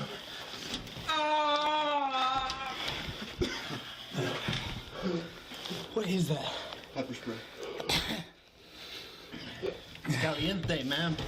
And just that you lot know, if a police officer using pepper spray on you, you could sue them for attempted murder, assault with deadly weapon. I didn't know anybody. Mucho caliente. Don't even know what that means. Now, could you calm down so I can fix my tie, sir? I look a mess. I'm all disheveled. Somebody lost their name tag, too. My name tag, too, sir. Really? How is anyone going to identify me as a deputy now? Stop, boy! Stop! Boy! You see that, right? That copper kicked him. We do this all night, man. Do this all night long. This is torture. This is complete torture. They are torturing that guy. Back up. We got too many people in this big thing. Let's get him up. The internal investigation file did include one more officer's body cam that captured some of the aftermath. 127, I was unable to copy the last 28663-073. They're looking for a firearm. They're looking for a firearm. All you guys intoxicated? Yes, sir. We don't have I came back to drop them off, and we were going to go back out. And he's... Okay. If you're hammered, don't say anything. Good. You got everybody's got a license, right? Because I'm gonna tell you, right now, this is what we're looking at. You guys will be leaving. They want you out. Okay? But if we don't have any probable cause for an arrest, you guys will be packing your stuff. We'll be waiting for you. And you're going to escort off the property. Good. Fair. The one before that turns valid to a letter subject to the You want us to drive, though? I said if you're intoxicated, be quiet. We're trying to stop you guys from getting arrested. If we tell you don't go in there, don't go in there. If we tell you to be quiet, be quiet. Thank you. We're trying to figure out a way to get you guys out of here so nobody gets arrested. Just doesn't sound Okay? good, that's all. So just be quiet until we get it figured out.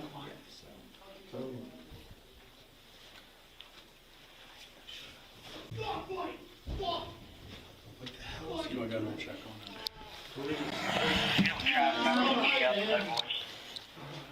Do this all night long. Right, so you're going to spit in the sink. We got too many people in this big thing. Get him up. Yeah. Come on, Sarge. Take care of the tie. Save the tie, please, Sarge.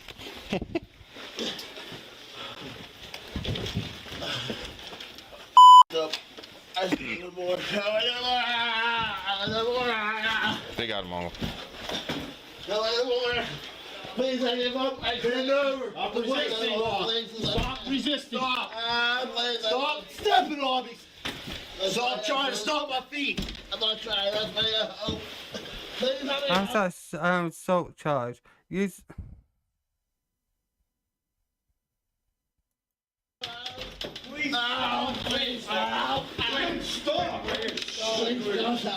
Pertaining to after the footage cuts off, Deputy Carezza was also charged with allegedly lying to the FBI and falsifying his report. In regards to that, the federal judge who heard the evidence during the jury trial had this to say in response to the defendant's motion to dismiss. When a reasonable juror compares the video evidence, witness testimony, and Carezza's use of force report, she could find beyond a reasonable doubt that Carezza falsified his report. Carezza's use of force report states he used knee strikes on Mr. Graciano to gain control of his arms before restraining them in handcuffs. By a review of video evidence and witness testimony, a reasonable juror could conclude So, those police officers tortured that guy. They tortured him on camera. We all seen it. We all heard it. They tortured him, and none of them was charged or fired of torture, and it's on camera.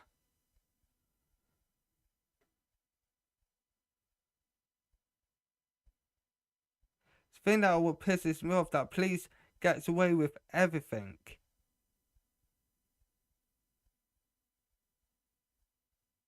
So yes, I do wish stuff on all police officers. Yes, I do. They serve it. Carezza used knee strikes on Mr. Graciano after he was handcuffed in the doorway of Mr. Graciano's hotel room leading to the hallway. Carezza omitted use of knee strikes in his use of force report. Similarly, video evidence and witness testimony has demonstrated Carezza's use of pepper spray on Mr. Graciano after he was restrained in handcuffs. What is that? Pepper spray. Caliente, man. I didn't know anybody Mucho caliente.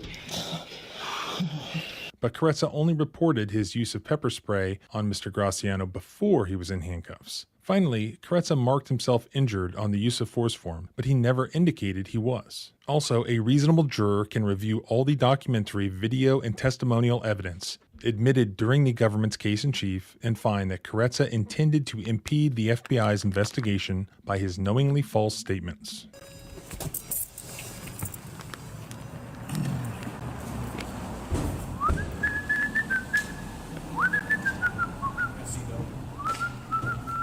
Yeah, 1 second. Oh, come on, man. Deface my property. Destroy my nameplate. You awake? Rise and shine. All right, what's on this bench, man? Do not be spitting and shit. You understand me, Winston? Yes, sir. We don't want to go through the whole thing again, do we? Never again, sir. All right. Now turn around here and sit down, Winston. Sit. Yes, sir. All right, let's get some pictures of Winston. Yeah. Winston made some poor decisions tonight, didn't we, Winston? I'll never make one again, sir. Yeah. People say that all the time, Winston. You know what they do, though? They make more poor decisions. I never want to feel this again. Yeah, most people don't, Winston. All right, look straight ahead.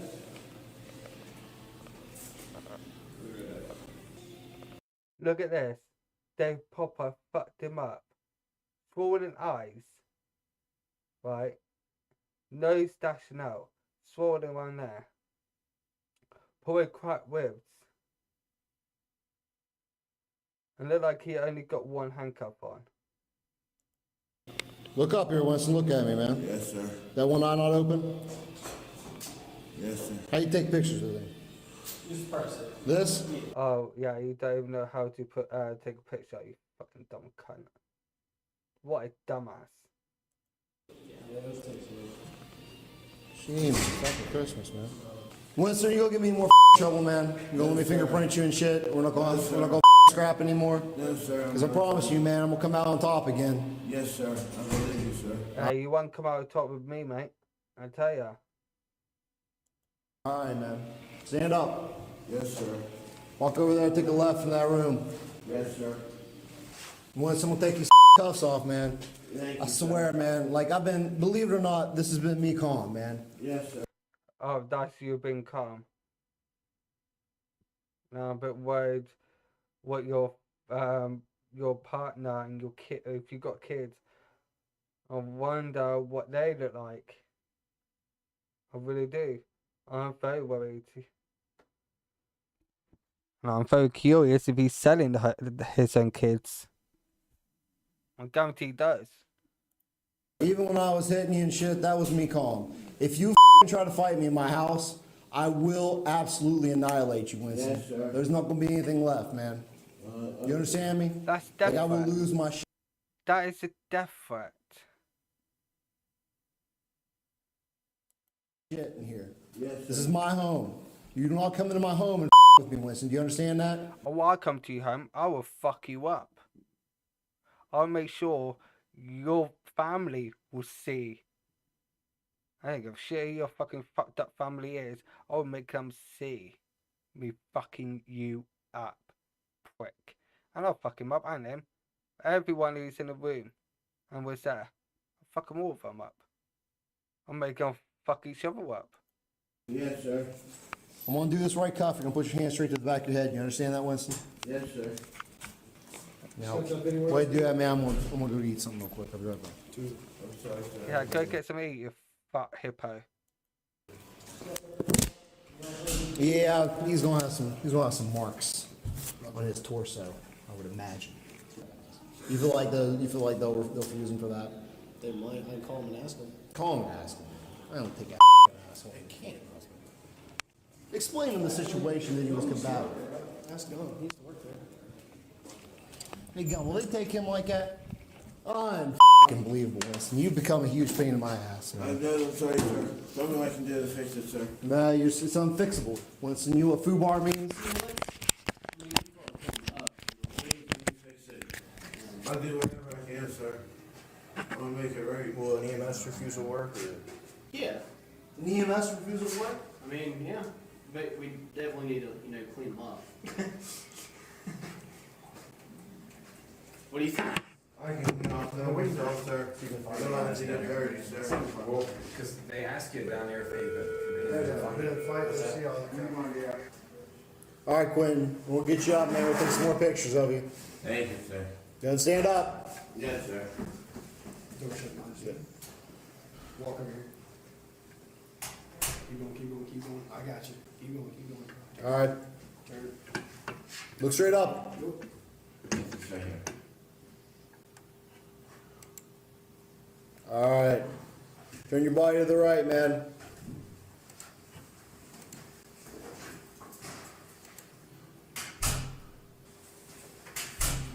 Did you shit yourself, Winston? What does that smell, man? It smells like feces. Probably come out of your fucking mouth, mate. Winston, we're going to fingerprint you. Yes, sir. The handcuffs are going to come off. Oh, thank you, sir. Listen to me, Winston. I want to refresh you on this, man. Yes, You sir. said that you were done a few times and you continued to fight. Never again. Look, man, I'm going to lose my shit on you. Well, the thing is, like, same thing happened to me when I was younger. Like I said, but they wouldn't dare do it again. At this point, my patience with you is done. You know what I'm saying? Yes, sir. Do you feel me on that? Yes, sir. All right, man. Take these handcuffs off, man.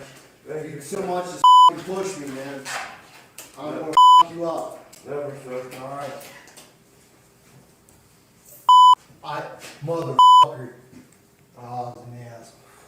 This was given to me when I very first started this job by someone, man. If you made me lose it once, so you're all upset. Yes, sir. Put your hand straight to the back of your head. You understand that? Yes, sir. Hey, Deputy, you good? You need further assistance? Straight to the back of your head, Winston. Do it now. Hand to the back of your head. Hand to the back of your head. Oh, The point is, he's in a lot of pain in his ribs and his arms.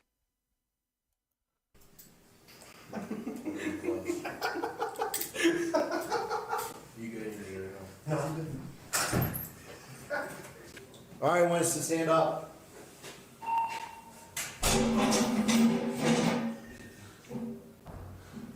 Dry your hands off on your shirt, man. Keep your hands nice and dry. yes, sir. All right, step over here, man. We're going to do your fingerprints. Yes, sir. Push your sleeves up here a little bit.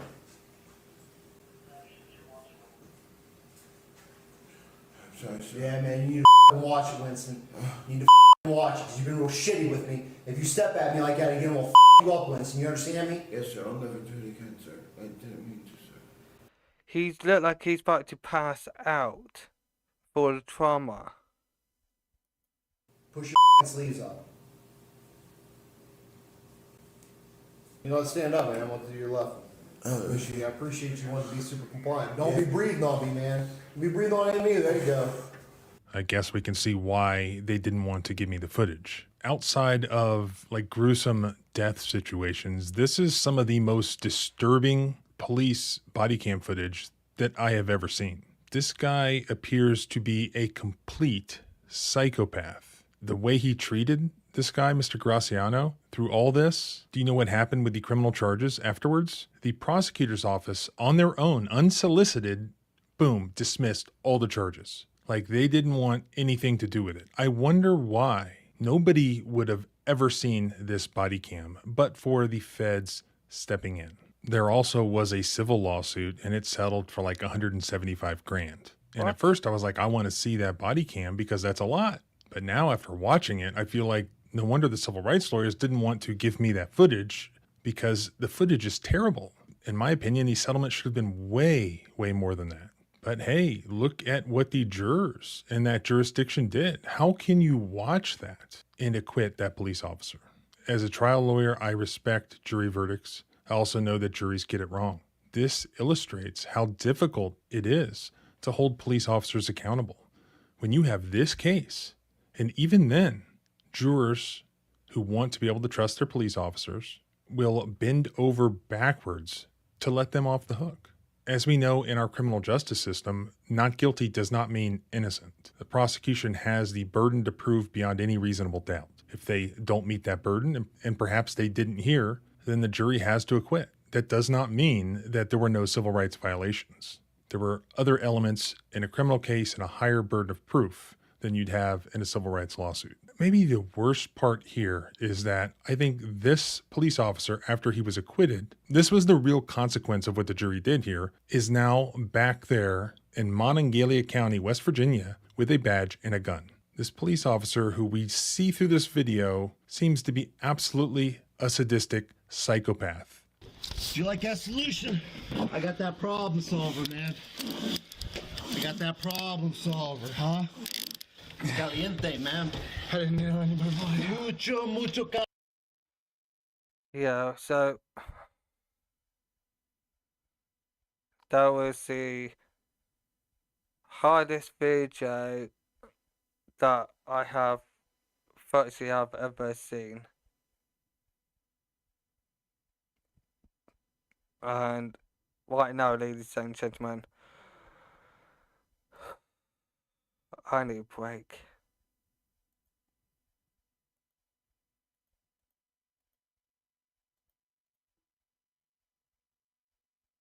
I really need a break.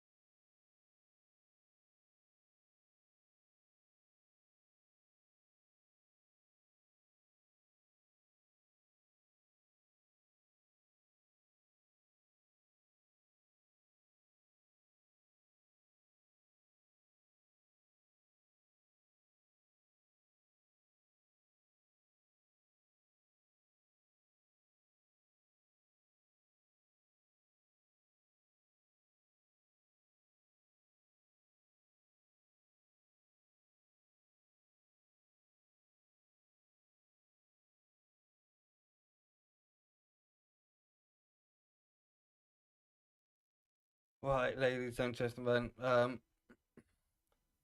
just thought I'd just have a little quick breather.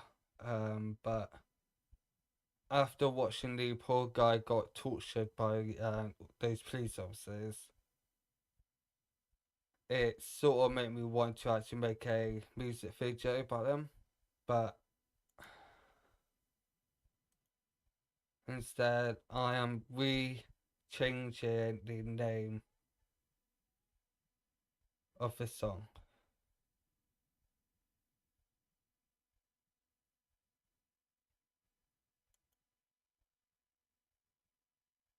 Eye for an eye, but I want the whole face. Tooth for a tooth, but I'm taking a case. You thought you could run, but you tripped on the chase. Now you're tied to the rhythm of my cold embrace. Eye for an eye, a tooth for a tooth, but I'm greedy now, I want the whole truth. Not just one tooth, I'll take the whole grin. Don't you dare smile, boy, let the games begin. You spin your tails like a spider's thread, twisting truth till they're half dead. You think you're safe behind your throne, but every king falls, you're not alone. You twist the truth, you spin the tail, your silver tongue, a serpent scale. You think you rule, you think you own, but every king falls off their throne.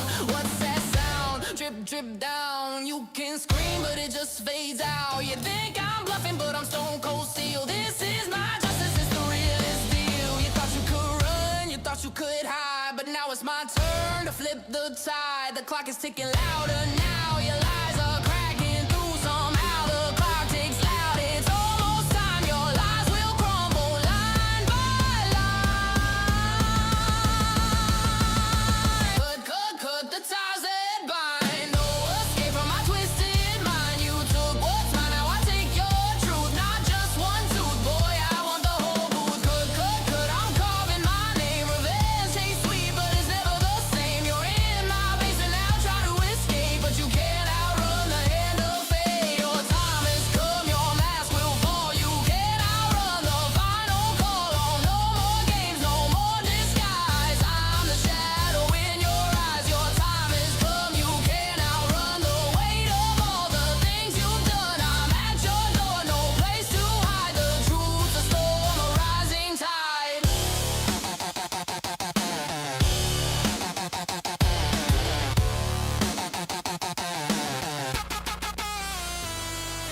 You beg for mercy, well mercy's on break. This ain't revenge, it's a high stakes mistake. I've got the keys and you got the ache. The basement sings every move that you make. You thought you'd break me, you thought you'd win, but I'm a hurricane ripping through your sins. The walls are laughing, the floorboards creak. Your time is up, boy, no room for the weak. You painted me with shades of black, but now I'm here to take it back. Your kingdom built on brittle lies, it crumbles as the phoenix flies. You wrote the rules, you broke them too. Painted your world in a darker hue, but shadows grow where secrets lie, and I'm the flame that will ignite.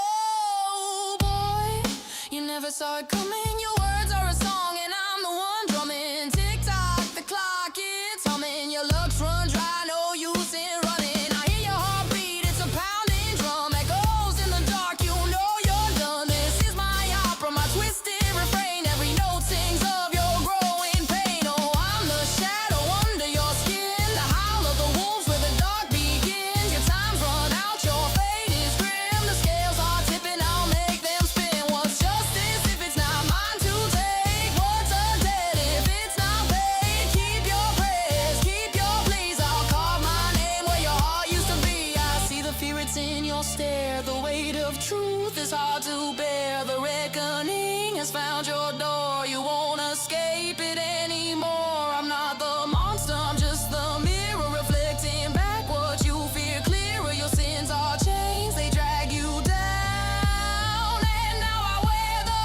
hunter's crown.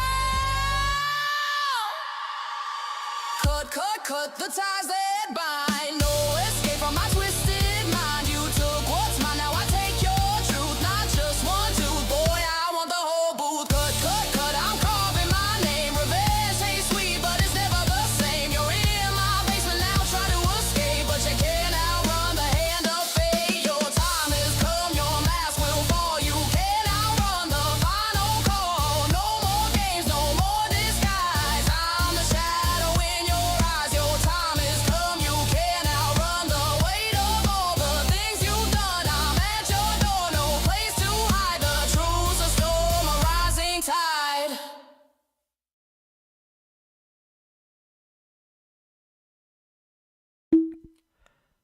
Okay, so I thought I'd just have a sort of a quick break. Like I mentioned, especially I'm just trying to get my head around. Reason why I put it like on break thing, so I was doing something. But I'm mainly just sharing that video, of it and my live stream. But that video that we watched is so terrifying, especially after like never got in trouble or anything. It's like they got away with it, and I really do hope we get an update that justice went to those police officers. I really, really do hope justice went straight to those officers. It is very, very sickly, and everything happens. It's just, oh, yeah, it's one of those things. But I found this one, and this one is YouTube video gets police sheriff fired in 12 days. So let's actually watch this one, shall we? So very hateful. You really do. Are you filming us right now? Yeah. Beat it. Beat it. You can't film it here. I told you it's illegal.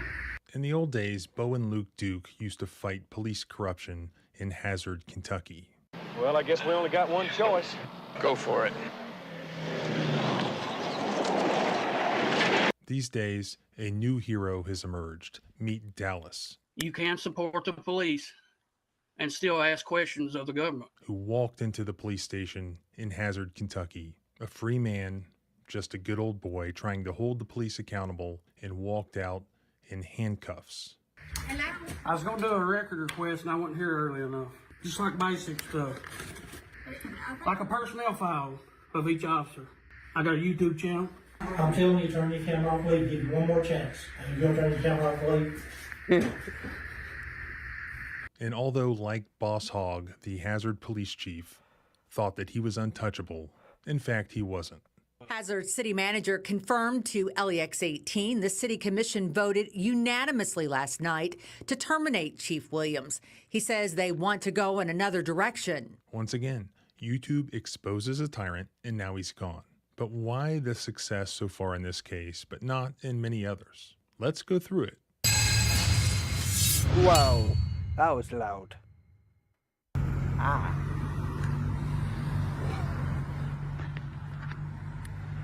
Oh yeah, I just want to let all of you lot know.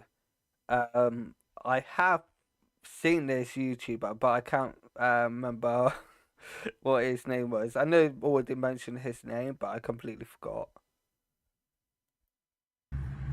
This all happened on July 29th of this year when Dallas Campbell arrived at the Hazard Police Department to submit a Kentucky Open Records request. Now, Dallas Campbell has a YouTube channel called Appalachian News First. The About section of his channel says that his goals are to highlight first responders and fire departments, eliminate the divide between citizens and law enforcement, advocate for our constitutional rights, educate citizens and law enforcement officers of our rights, promote government reform and police accountability, and cover random news events in the community, and to encourage citizens to participate in their local government, also to learn as much as I can, and most importantly, to have fun and laugh more. So he identifies himself as a beginner journalist, beginner photographer, videographer, freedom-loving American, and Kentucky proud. So July 29th, he's going to make this open records request under Kentucky law.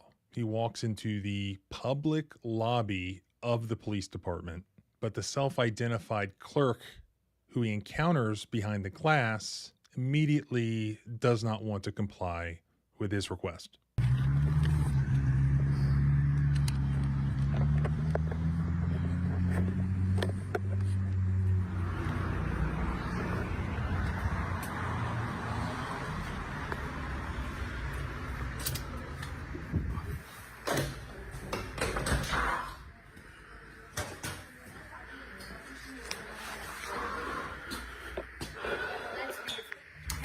I was going to do a record request and I wasn't here early enough. the other day. A record request? Yeah. Okay. Is it an accident? It's like, I got like 5 of them. Accident reports? No. Just like basic stuff. Like a list of all employees and hire date and salary, and then like which. Like a background check on them, or Just like their media. I got a YouTube channel. Like a personnel file of each officer. Or just like. Of the officers? Yeah. I mean, not their actual like complaints and stuff like that. Just their hire date, their name, salary. Well, they can't release the salary.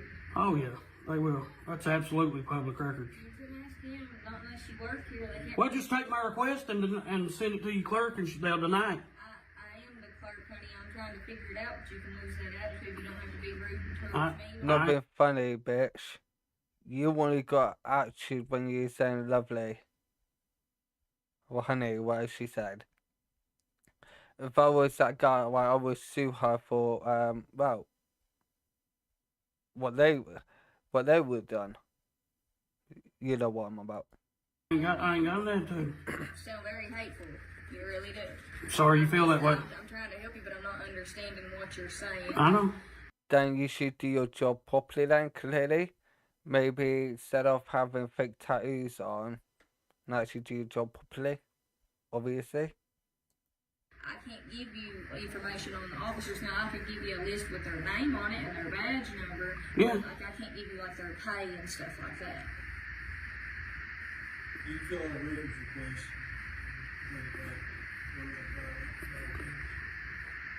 There's not. Y'all got a form? I don't know. You're the records clerk? She's the records clerk? Yeah, but I don't do, like, it's like I do accident reports, honey. Like, you know, like if you get in a wreck. If I was him, I was to say to her, don't call me honey. I'm not your honey, I'm not your honey bun, I'm not your lovely, I'm not your love, I'm not your babe, I'm not none of that. So stop calling me your honey or lovely or whatever.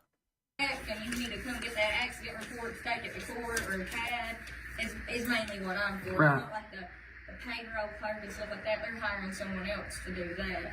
But I, you know, what am I looking for? Request form? I think I have it.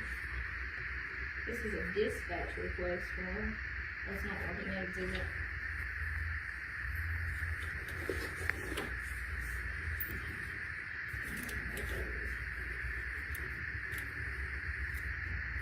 I don't think that girl was here before we ever figured everything like that out. I've got the information request form still. Dispatch, if that would be, I don't know.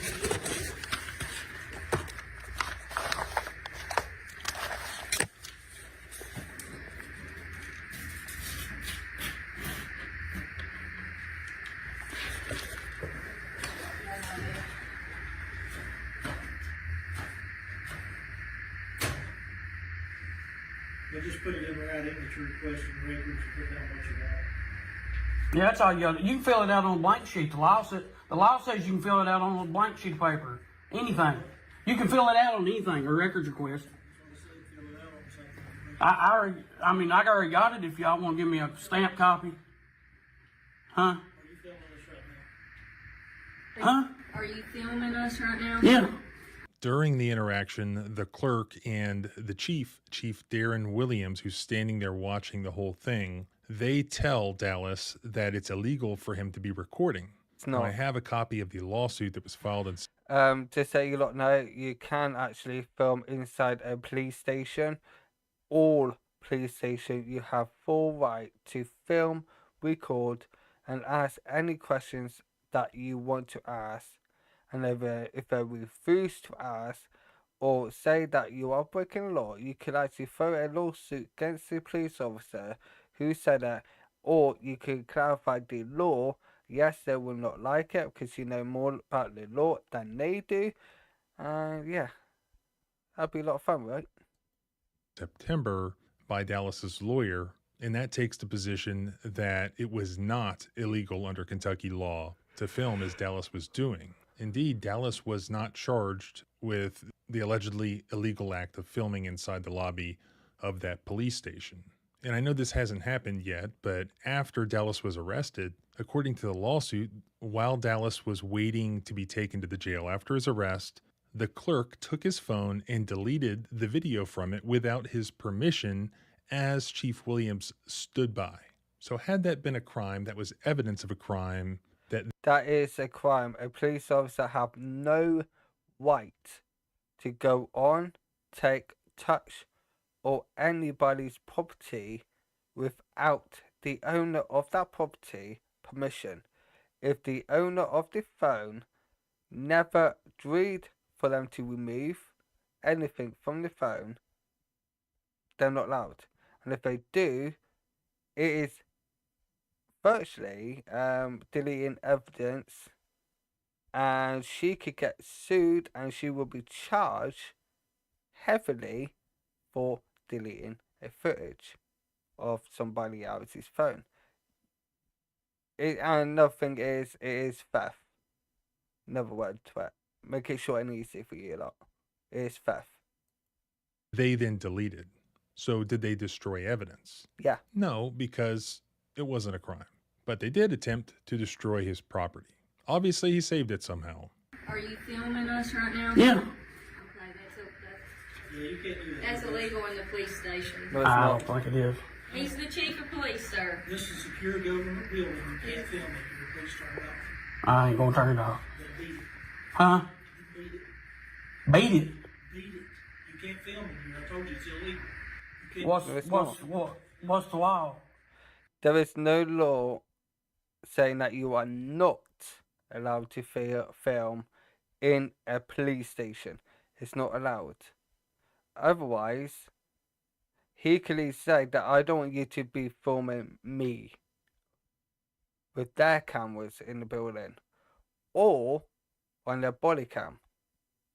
They never ask you permission. So that's what you could easily say to them.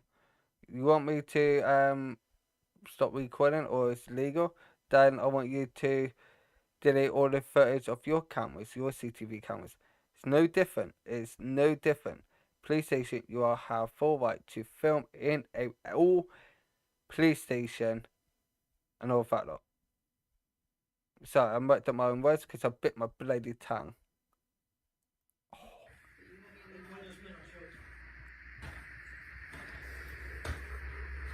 What did print you off the list? I know it's a little hard to Turn your camera off or leave. What law was that? I told you this is a secure government building. You cannot film here. I disagree. I don't care.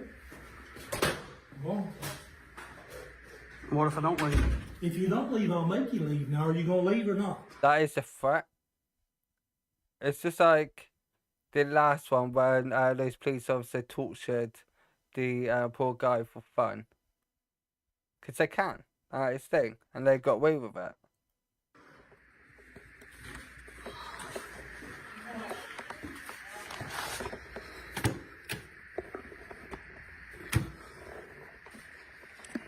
Thomas is back in there and raised the sky. Hi.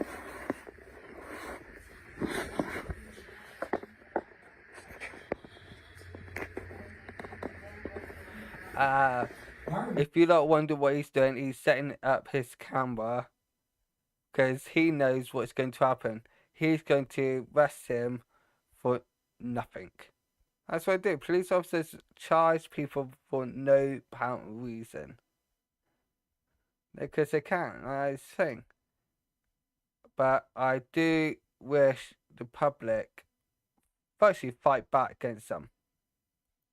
Because the media should have right to that information. So you should have a right to come here and argue with the police chief about whether or not you can film here. I'm telling you, turn your camera off, leave. Give you one more chance. And you're going to turn your camera off, leave.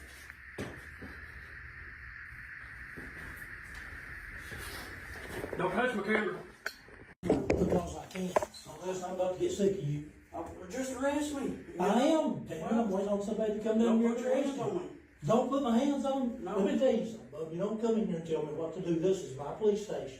You work for the people, though. I work. Actually, technically, it isn't your police station. It's not. It's the government's. It's not your police station. You don't pay the bills. You don't pay the man and repairs to the building, do you? So it's not your building.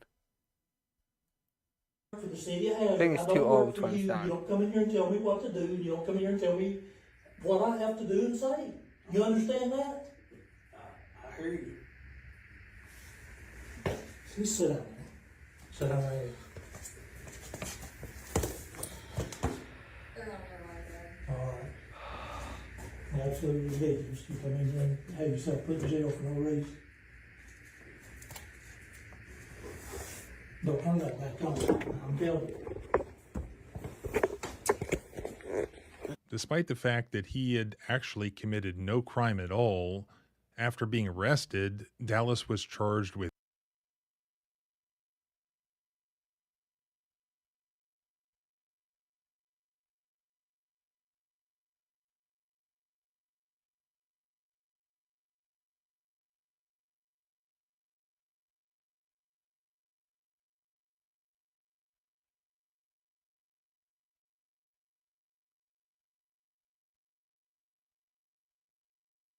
Sorry, I thought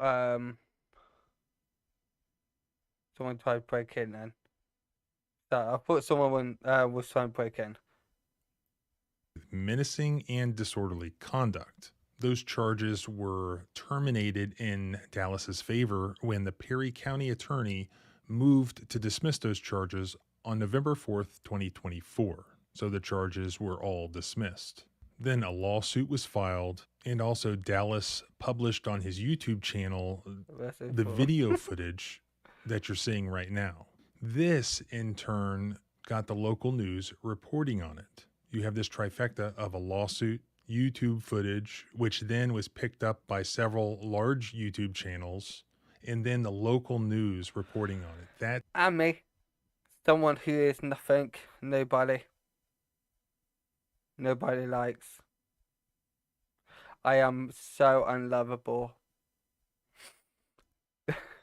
Because I'm not a fake. together coalesced into a large amount of public outrage directed at Hazard County, Kentucky. The one perfectly consistent way to get accountability is when the politicians behind the badge start getting worried about their own continued future political viability. Usually they will have a knee-jerk support for their police officers, as they apparently did here, because they only did that once public outrage reached a certain point. But once you reach that point, they just go ahead and throw Chief Williams under the bus. We've been telling you about lawsuits against Hazard. But what about her? She was saying loads of well, you lot heard everything that she has said.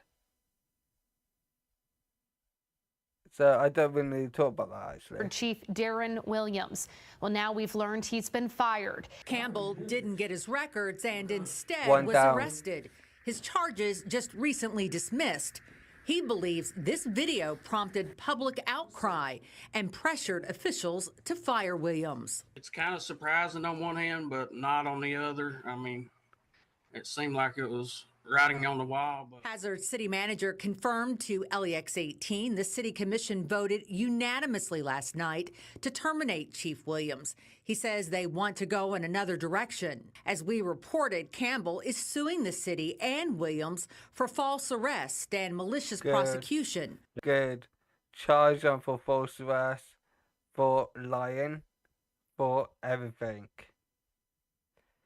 So that is one police officer was fired, one down, more to go, I guess. I have counted. Just in US by itself, roughly over 4,000 police officers that should be sacked. Alright. But if you want to talk about UK, there is like 86% of police officers should be sacked and charged and spent the rest of their lives in prison. Or my prison. 1, 2. If you know what I mean. They didn't choose to react whenever they charged Dallas, and we had argued that case in court, had it dismissed, and raised some serious questions about the evidence, about the claims. There was no reaction. Campbell hopes Williams' firing will lead to a culture change. I do think that there obviously needs to be more training on open records and how the police department could be more transparent. As Campbell's attorney Rex Kilburn said, Hazard County only chose to do this once they realized that the public was upset about it. Prior to that, they were okay with it, apparently. And there's also one other thing. You noticed that Dallas is just a reasonable, nice guy. He was completely polite the entire time. Yeah. Even in the TV news interviews, he doesn't come off as overly biased in any direction. He's just engaging in this honest endeavor at being a citizen journalist, and he laid out his goals right there, and they're all good ones. So he's a likable guy. He appealed to the public. He would appeal to a jury. He would appeal to a judge. And you can't underestimate how important that is. Perhaps the most important thing in civil rights litigation is having a sympathetic plaintiff. That is so important, even though there's no black and white law that is affected by it. It's an extremely important consideration. So that's another reason why this was successful in getting rid of this tyrant sheriff. I've been in contact with Dallas and with his attorney, and they've promised to keep me updated as this lawsuit goes on. So expect more updates, hopefully some exciting ones. They also provided me with a full copy of their second amended complaint. Main click, left click, not double click. So let's just have a look here. Alright. That's what you lot can see. Well, pause it so you've got enough time to actually look through it. Complaint that has all the allegations and lays out all of the legal principles involved, including the fact that Dallas was entitled to what he was requesting under Kentucky law, and that it was not illegal to videotape in the way that he was doing. So I'll post a copy of that on the blog, linked in the first pinned comment below, like always. So you can follow along too by subscribing. Okay, right. That is apparently going to be in the comments, right?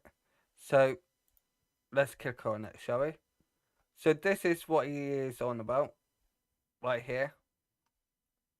You lot can, like, you know, click on it if you want. And I can't even.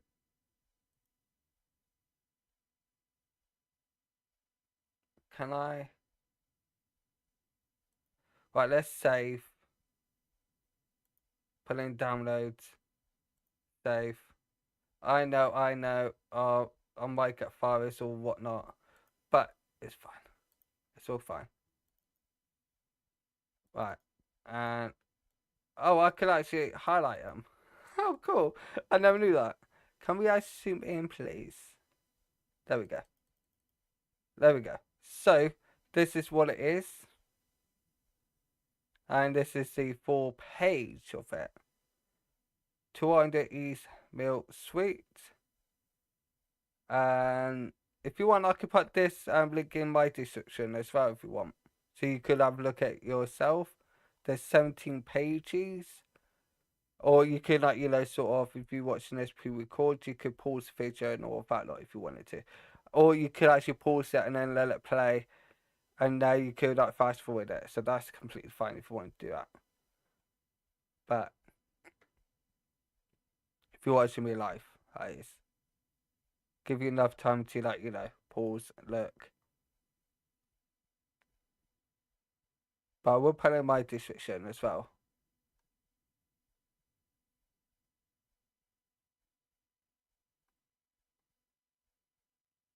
There we go.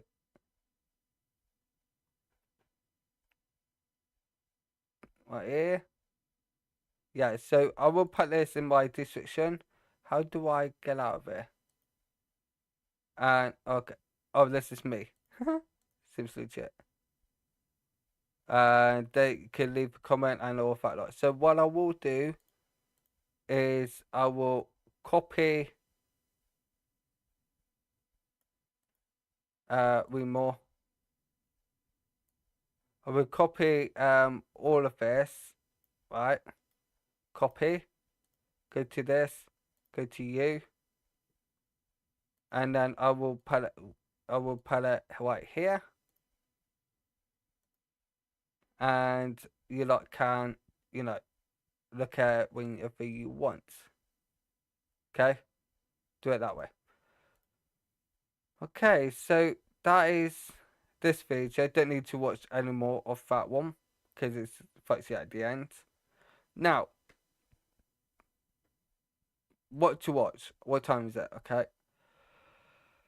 Let's see if there's any exciting ones. Another one just like that police officers actually get justice. 11 years old girl handcuffed. Cop handcuffed 11 years old girl walking home from school when have to release her.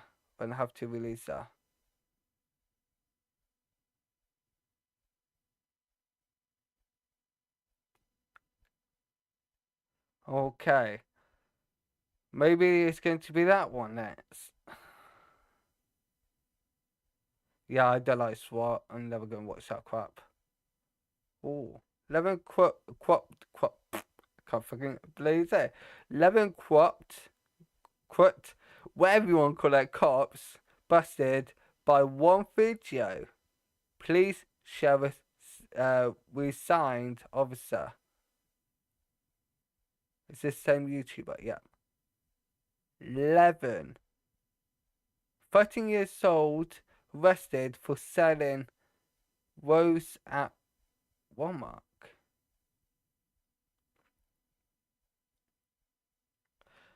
Okay, with the thumbnail, I'm going to actually enter the thumbnail, right? So I'm going to move that over there because no selling rose, right? So got two police officers with a kid, 11 years old kid, and a mother filming her kid getting arrested. And look like physically bodily harm to a minor. That is a CA right there. It's a rose. I used to do that, but I was hanging them out. 100% blind? Coupled over driver and a blind man, then ordered them both out of the car. But let's just watch this one, and then if you want me to watch any other ones, let me know in comment. Right now, no one's commenting, so I don't even know what to watch. This one I will never going to watch, because that's against my people, and if I'll be completely honest, whoa. Okay, that was weird. I do want to take a chance of me hating this lawyer, this guy here, who we are about to watch, because autistic kid. People don't like my people. Andrew Basagio went around to the front of Sean Kastner while two other officers each had a hold of his arms behind him, and Andrew Basagio delivered two knee strikes. There's blood everywhere. My knee spike busted his face open. Okay. Well, I got blood on me. I need something to clean my hands with. All right. I tased him several times. Taking his knee and putting it in Sean Kastner's face, resulting in trauma to Mr. Kastner's face. He was then tased 7 times in his living room. 7. To knee spike somebody in the face. He tasted him 11 times. 7 times, not 11. 7 times. I saw 11 up there, that's why. That is attempted murder.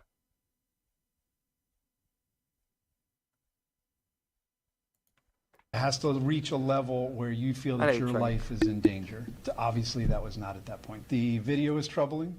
Shocked. absolutely shocked. It's crazy what's happening with the Kissimmee, Florida Police Department. Here's how things started for their newest police chief in May of 2020. Right. So I was having a drink. When he said, when is the point where you put your life in danger? I'm going to re-say that. What bit will you feel your life is in danger at that point of time? Easy. When you see a police officer, your life is in danger. There you go. 23, Betty Holland. The Kissimmee Police Department has announced Holland as their new police chief. Holland says her top priorities include strengthening community relationships and training. It's my responsibility to ensure they grow and they become, the best person they can be. And here's how things are going now. In the last 2 hours, the city of Kissimmee announced it has accepted the resignation of Chief Betty Holland after another Kissimmee police officer was indicted by a grand jury. She got signed of it 2 hours later.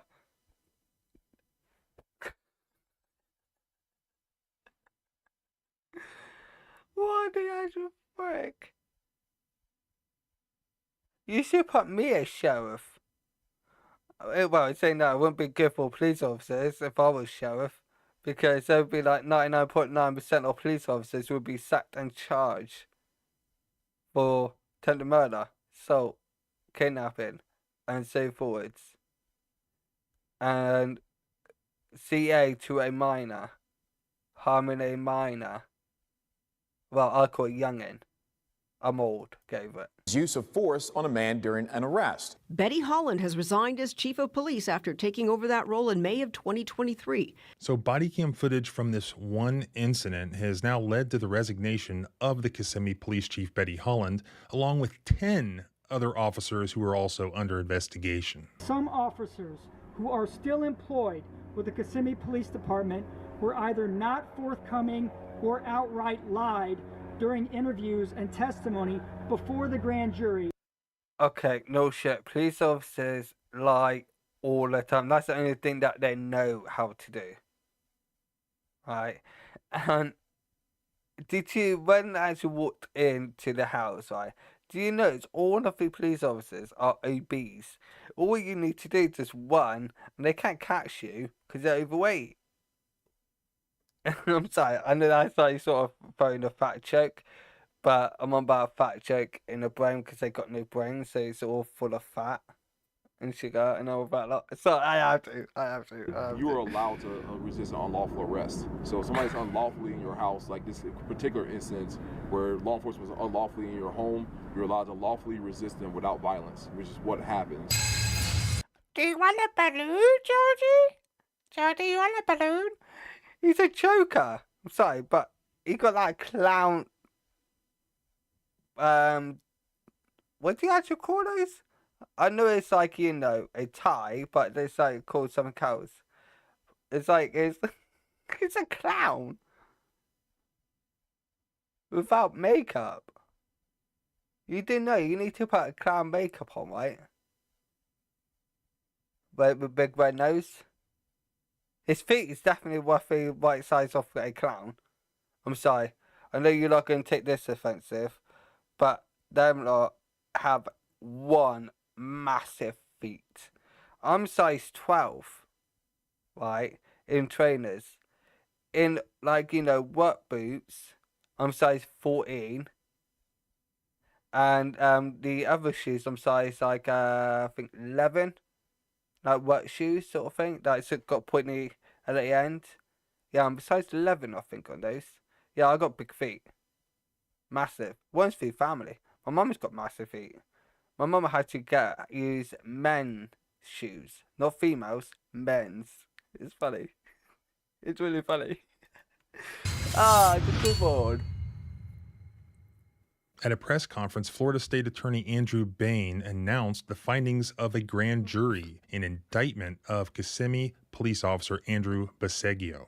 The grand jury found the Kissimmee Police Department harbored a culture of silence or a culture of covering up misconduct. Where officer misconduct is not only not reported, but accepted.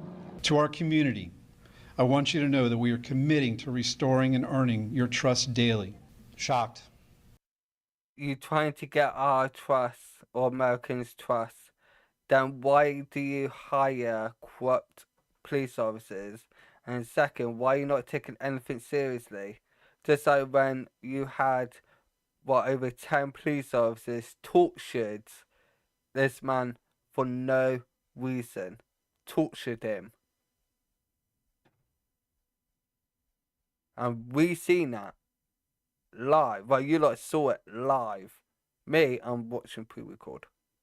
So you lot lucky ones. Actually, you're not, because you're watching mic with mic. With a garbage microphone that fits, but not well, obviously. I'm trying.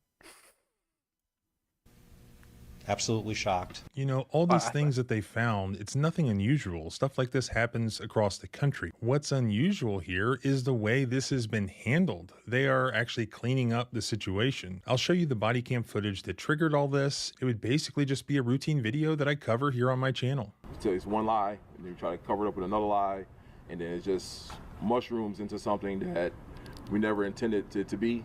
And that's kind of what happens in the department sometimes. And unfortunately, this is what happened here. But first, you know how I love these promotional videos that police departments put out. I found this one that the Kissimmee Police Department did a few years ago, so I did them the favor of sprucing it up just a little bit and updating it. Check it out. Cool. What we're looking for when we recruit an officer to the Kissimmee Police Department is, our integrity, our honor. That is the cornerstone of what we do in law enforcement. We promote. Sorry, I know I shouldn't say that, but how that lady put her hand up, looked like she was about to do How Hitler sign. Sorry, I have to say that. Come on. Oh, police dogs. Right, one good fun fact about police dogs.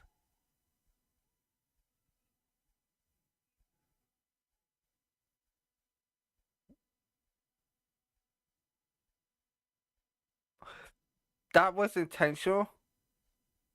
There is actually a dog or some weird dumb kids out there. Sorry, I have to say.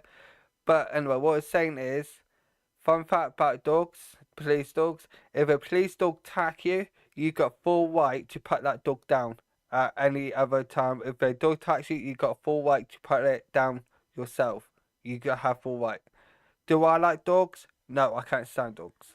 Do I agree with that, dogs a word? No, I don't agree with it. But if a dog is very, very violent and its only solution to put it down, then yes, I do agree with that, because it's safety for everybody else. And before anybody disagree, what if a dog attack your kid or your baby? You had to pick. Let your kid die or the dog die. And there's no any other solution. You got those two options. Your decision. But if you up there, right, upstairs, they would pick the dog over their kids. So I hate dogs. I can't stand dogs. But got me, I can't stand animals anyway. Only like wolves, because I am Dr. Wolf. So I like wolves. Dogs, cats, I can't stand. Why? Cats are useless. Dogs are violent. Wolves are smart. Well, my wolves are.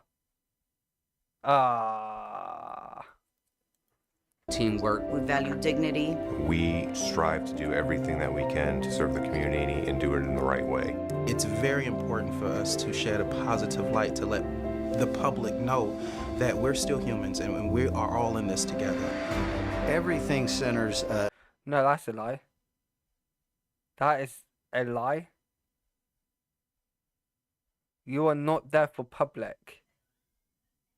You're there for yourself, for money, for the action, for killing, bruising, all that shit.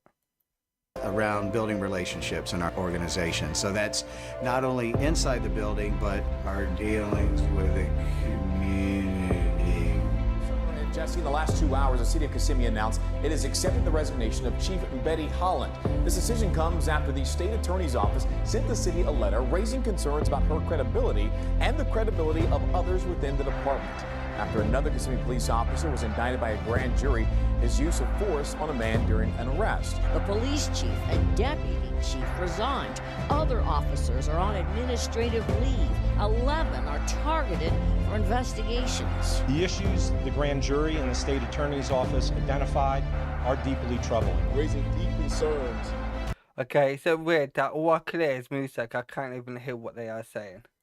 So I'm going to put subtitles on, so I can't freaking hear what they're saying. As to the issues about systematic practices within the Kissimmee Police Department. Body-worn camera footage showed the involved officers laughing about the incident. I get out of my car, I talk to people. I feel like community involvement is probably one of the top things every agency should be thinking about. You need to know who you're serving. They need to understand where you're coming from. Well, if you could sum up the grand jury's take on the Kissimmee Police Department, you could say it's a mess for a number of reasons, including lack of integrity for some staff members, lack of training, and scariest of all, a code of silence that allegedly allowed Officer Andrew Passaggio to basically get away with beating a man. When we say family, we really mean family. We treat each other like that. We want everybody to feel like... Yeah, to only you lot.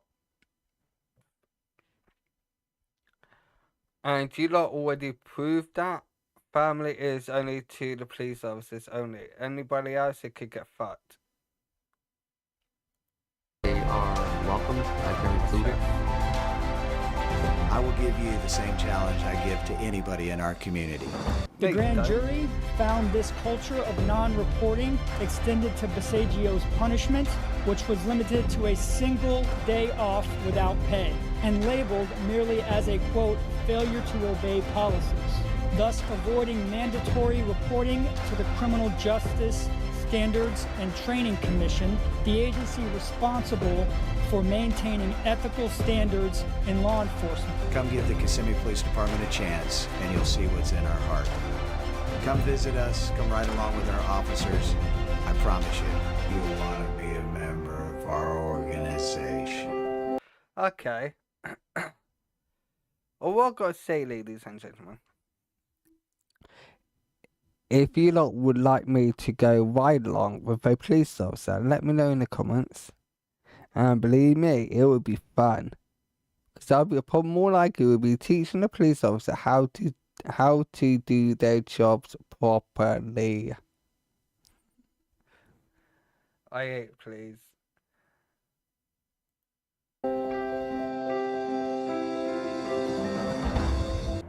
Today we are here to share the grand jury's findings and recommendations for the use of force involving Kissimmee police officer Andrew Passaggio.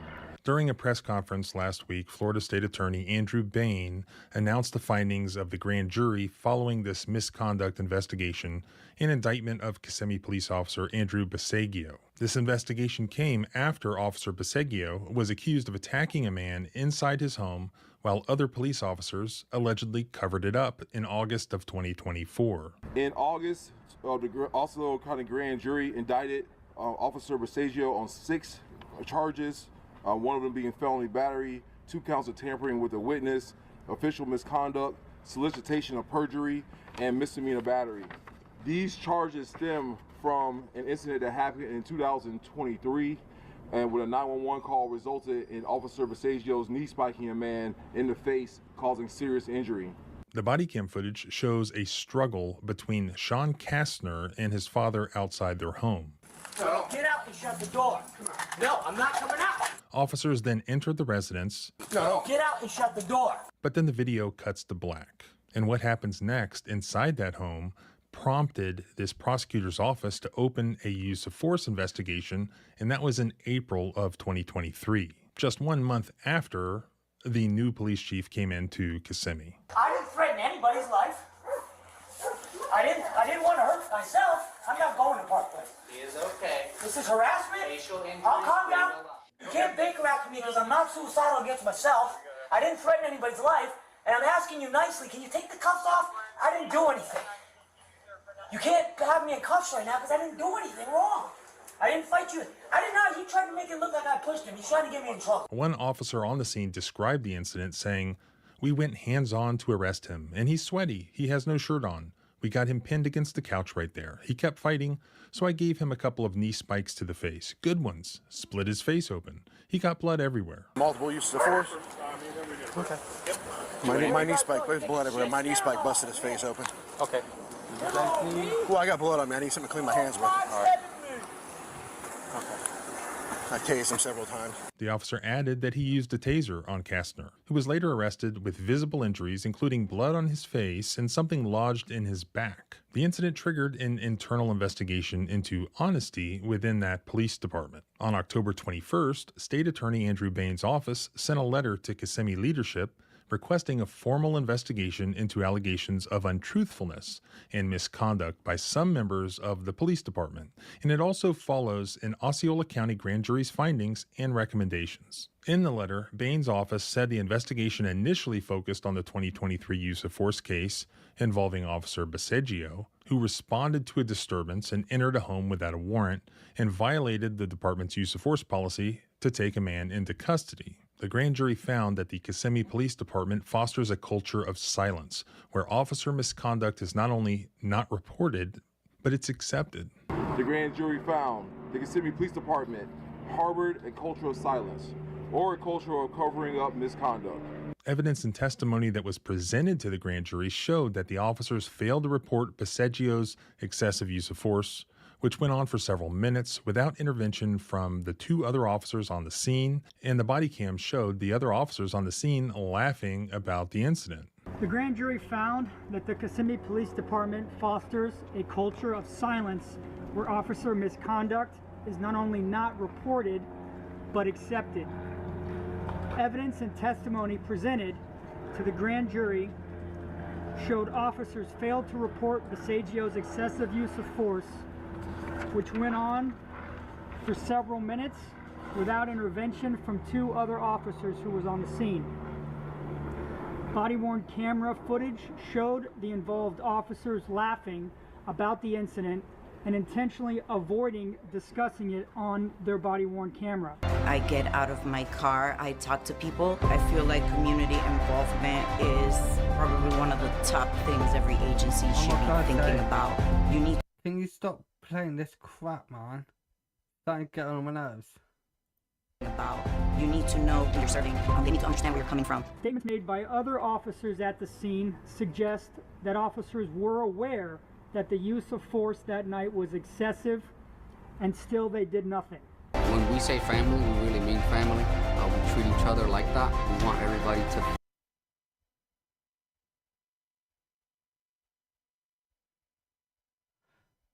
I wish stop showing this bit, like, at least, like, sort of turn down and play the music to it. It's so frustrating. Feel like they are welcome, like they're included.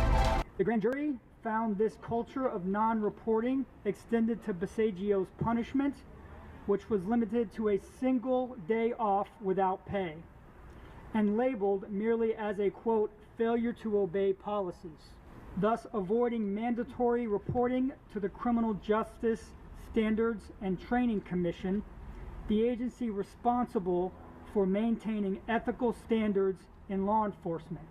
The grand jury went on to say it lacks confidence in the Kissimmee Police Department's command staff and has requested the city conduct a thorough evaluation of that group. Everything centers around building relationships in our organization. So that's not only inside the building, but our dealings with the community. The grand jury found that despite clear evidence of misconduct in Officer Baseggio's use of force incident, that former Chief Holland chose not to criminally investigate the incident initially and failed to report Baseggio's department policy violations to the appropriate agencies, including the Office of the State Attorney. Well, I mean, Chief Holland did say that it was her top priority, or one of her top priorities, to take care of the police officers under her command so that they too could one day be the chief of police.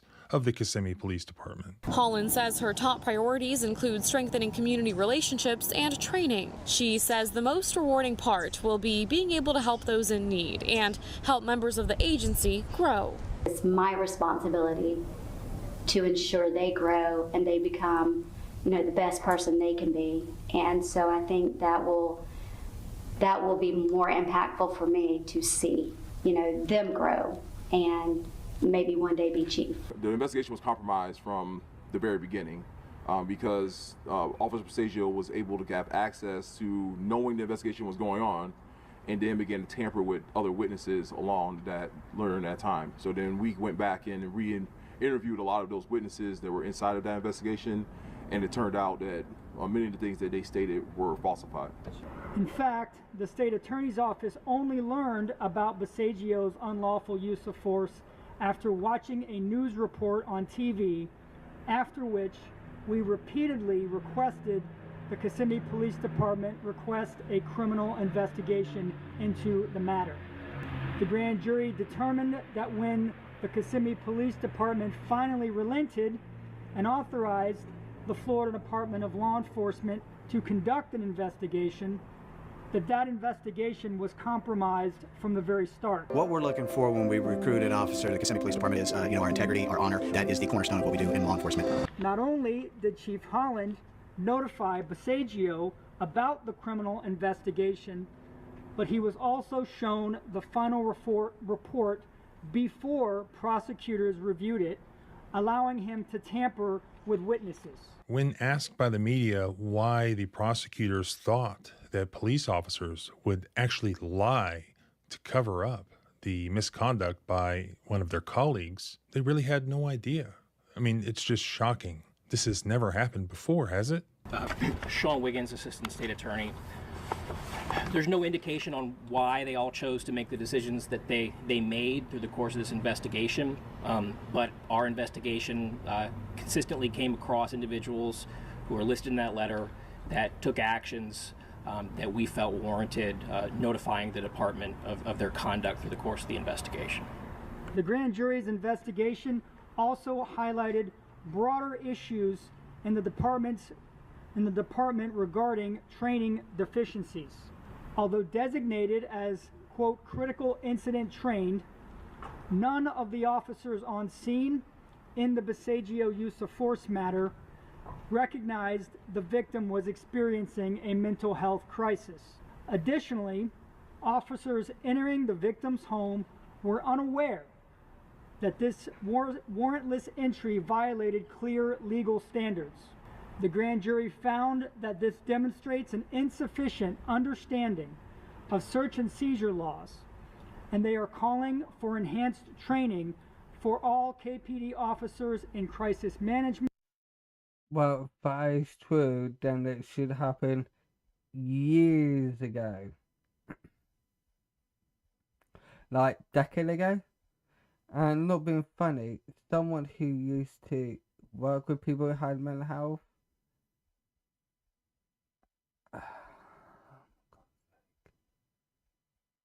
it just kind of just like pissing me off. It's like with law enforcement, they use people mental health to make it more wherever.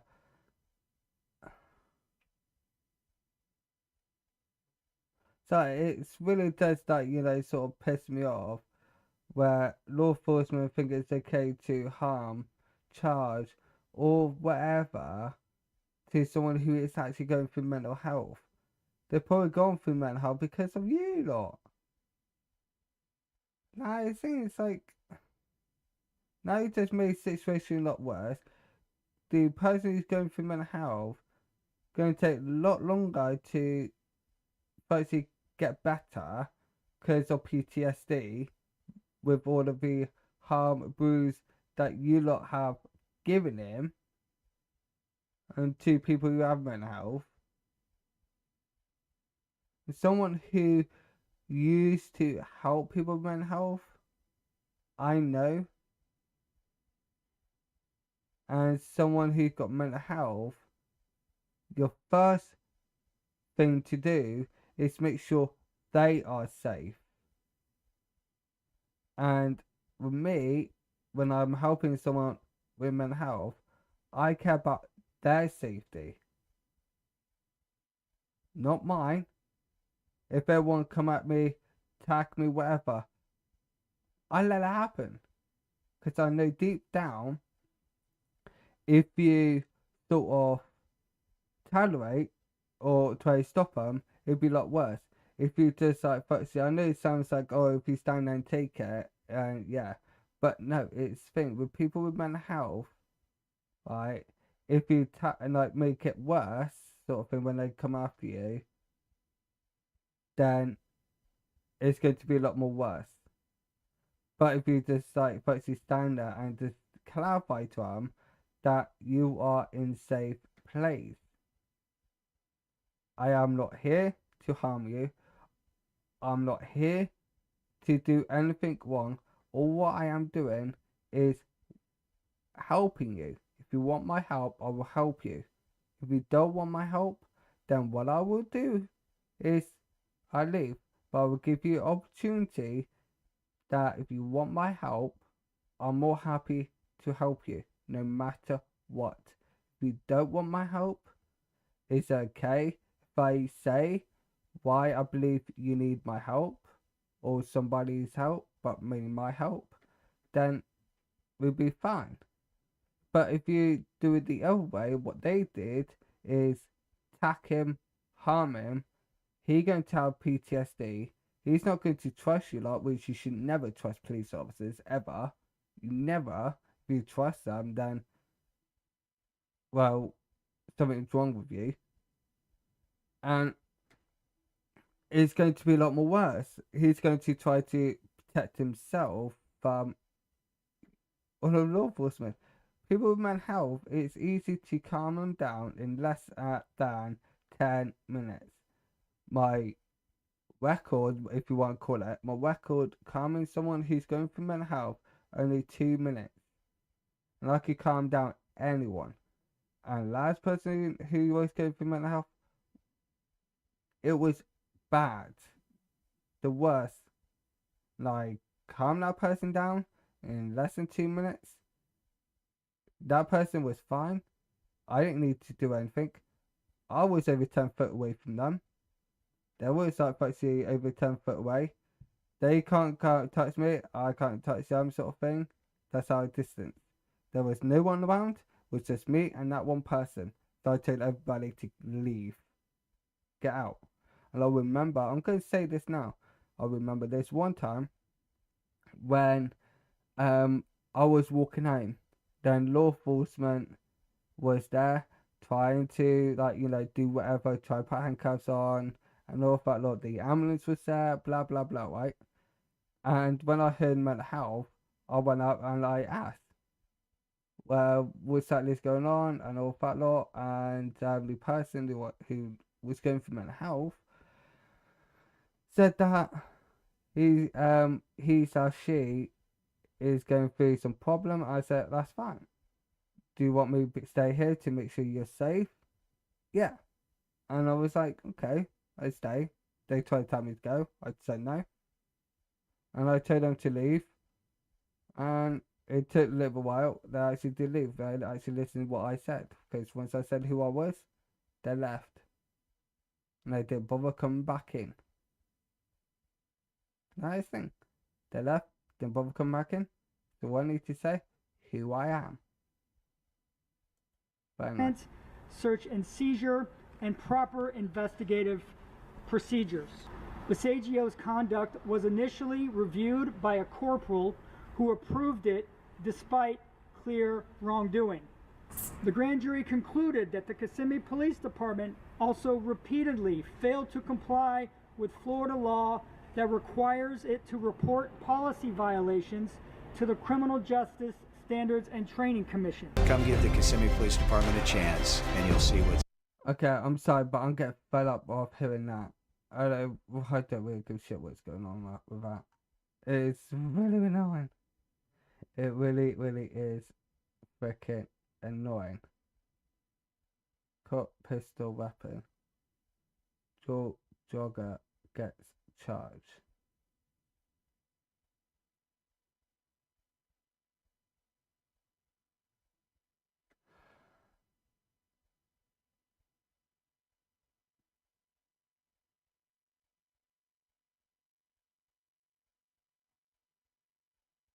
Oh my God's sake.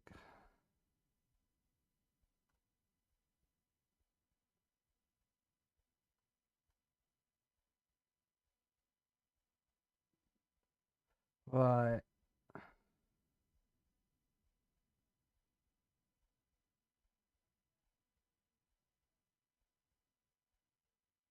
Got arrested and then okay. At this point in time, I sort of had enough of watching. Seriously? That's fake video. Sorry, but it is. Right, yeah, I'm sort of had enough of watching this YouTuber now. Really have had enough. So what we'll do, just like, you know, see if there's anything different. I'm going to do that. Control list. What about? Yeah, I don't watch fake. I don't watch shorts. You're a fucking cop.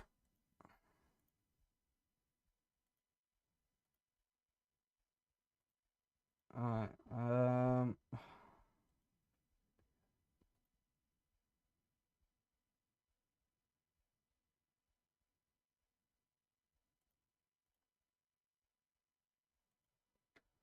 what to watch?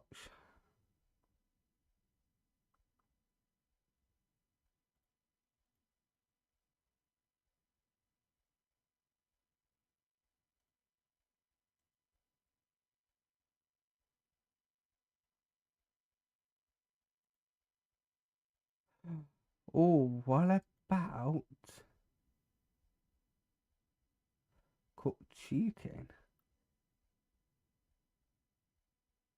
Wait, how to beat? Has he uploaded a new one? New video? All right, meet Sheila. Oh no, got two rubbish videos.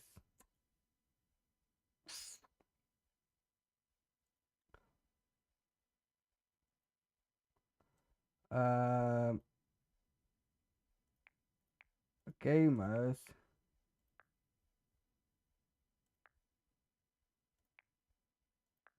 Caught cheating. There we go. Beautiful. Some reason I fancy watching this now. Be amazed. Yeah, alright. From insufferable COD streamers to a Valorant player that faked their very identity, gaming is filled with dirty cheats, which is why it's so satisfying when they get caught and exposed. So get ready for even more gamers caught cheating. Yeah. I saw APD. Not Kino. If you were gaming back in 2011, you definitely remember the era of Doritos, Mountain Dew, and the original Call of Duty Black Ops. I won't say Mountain Dew. It was in 2011. I was year 11. I was 16. 2011. And what was I doing when I was 16?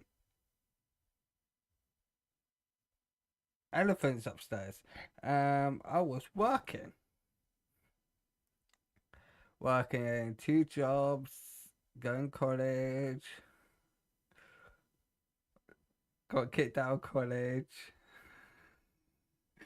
quit the jobs.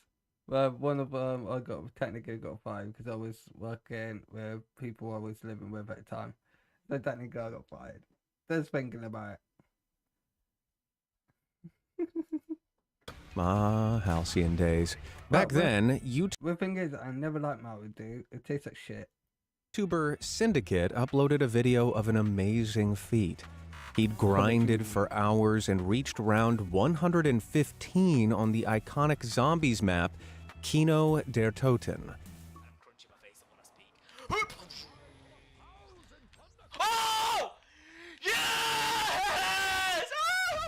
It was an incredible accomplishment and stood undisputed for over a decade.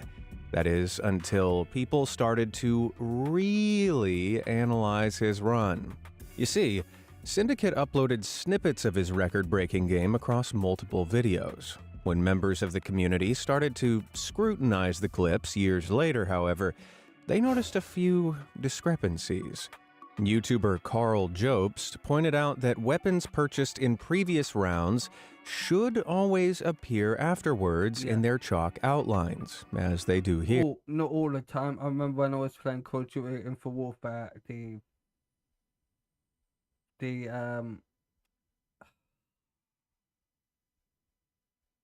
with the slides, no, with Rokosa, I can't remember what map that is called. If you take weapons from the war, not every single time that weapons actually still shown. I think this is actually the same one, because then it's in this one. No, it's not. No, this one is other one. I don't know. Yeah, so actually, I really fancy playing Call of Duty. But I installed the cheats. Well, I like using the cheats when I'm playing it. Like, actually have fun playing it. Here. However, in later clips, they clearly vanish, suggesting they were never bought in the first place and meaning Syndicate wasn't uploading clips from the same run. What's more, the quick revive perk, which is only supposed to be usable 3 times before vanishing, remained after Syndicate bought it for a 3rd time. Most damningly, though, eagle-eyed viewers realize the character's hands changed between rounds, but it's impossible to swap characters in the same run. Yeah, it seems undeniable. Those record-breaking clips weren't record-breaking at all. They were spliced together from different runs. When confronted, Syndicate claimed that his game had crashed after reaching round 69, so he'd started a new run to work his way back up to where he left off. But if that's true, why lie for a decade? But that is true. Why did you actually lie about it? If you actually, like, say in the video that you had to replay up to it because the game crashed, and if you actually was recording, you could have showed your game actually crashed for proof. But even that you could easily fake. But yeah. Simple. It's not. Syndicate used console commands to cheat his way through the ranks. Console commands are basically an inbuilt way to modify a game while it's running, and they're available for pretty much all games on the PC. So how do we know Syndicate was using them? Well, the Thunder Gun, the best weapon on the map and one Syndicate used a lot. When he shows it off after supposedly getting it in the mystery box, there's one problem. It has the wrong ammo count. 350,000 points? And a Thunder Gun. Oh yeah, baby, back in the game. See, when legitimately obtained, it always has 12 rounds in reserve. So either he fired 2 shots before recording, then faked being excited, or he spawned it using console commands, which would give it that exact ammo count. Yeah, I mean, I'm shocked. Not. Syndicate's been caught with his pants down before. Back in 2016, he swindled his own fans into spending money on a scam CSGO lotto he owned. Never play CSGO. Never. Especially lotto. So, I just remember something.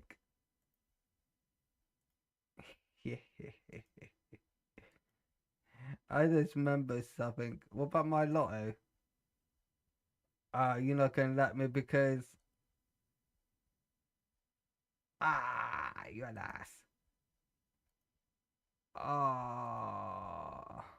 It's disappointing. Ooh, you won. I won. Good news. You won a I won a free lotto lucky dip. I won lucky dip. Oops, Dr. Wolf. Check your cart item. What? Why is it an oops?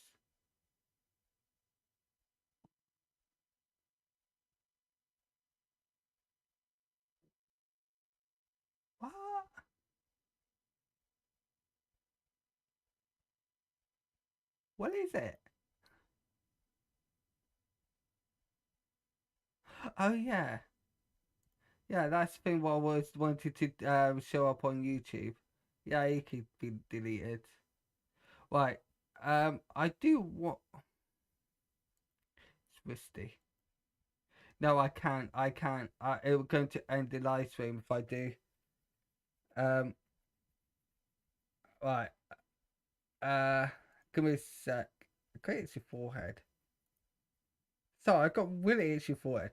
Yeah, I was about to. Oh, let's just see if I could. Well, we could play lottery. Thingbob. But unfortunately, I have to turn the VPN off to actually go on it. It's disappointing. But anyway, let's just continue watching this, and then what I would do is I end the live stream. Then later on tonight we could play live if we can. See if we win money, and if we win money, imagine we actually win like thousands. You know what I would do with thousands? I pay off my debt and my mother's, and then the rest of the money I donate it to all my, well, I always say my fans. Yeah. What's next for Syndicate? Stealing from the homeless? Tune in next time to find out. Blind justice. Some people will do anything to get a taste of that sweet, sweet internet clout. This. Sorry, those two.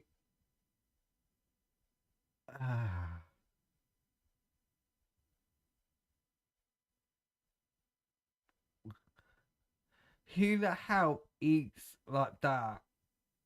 Just for seeing that on my live stream. That's hard to make. Is Queen Pones a lot, and she's famous, read, infamous, for her blindfolded Monster Hunter World video.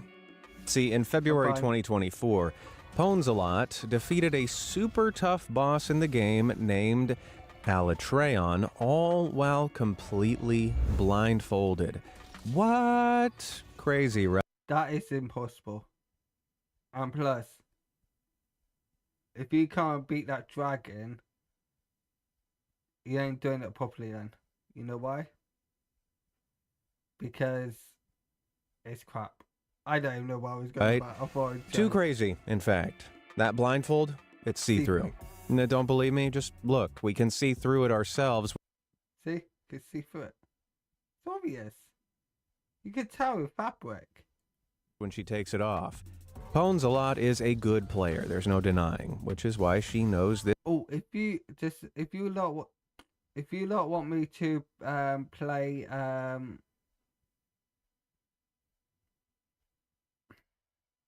Days Gone blindfolded, let me know in the comments. I'll play the whole game start to end blindfold. You know why? I definitely could do it. You know why? Completed that roughly thousands. Well, I won't say thousands times. I hate when people say that. When they said that I completed the game thousands of times. Well, clearly you haven't completed it thousands of times. Because if you have, it will show up on the record. But more serious now, I have completed Days Gone, not God of War. Days Gone. I think maybe I did a speed one. Well, I played it off recording, then I played it on live stream, then I played it again to get all the achievements.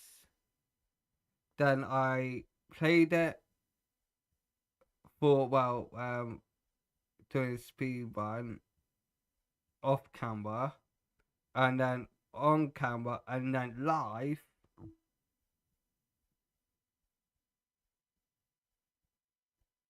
And then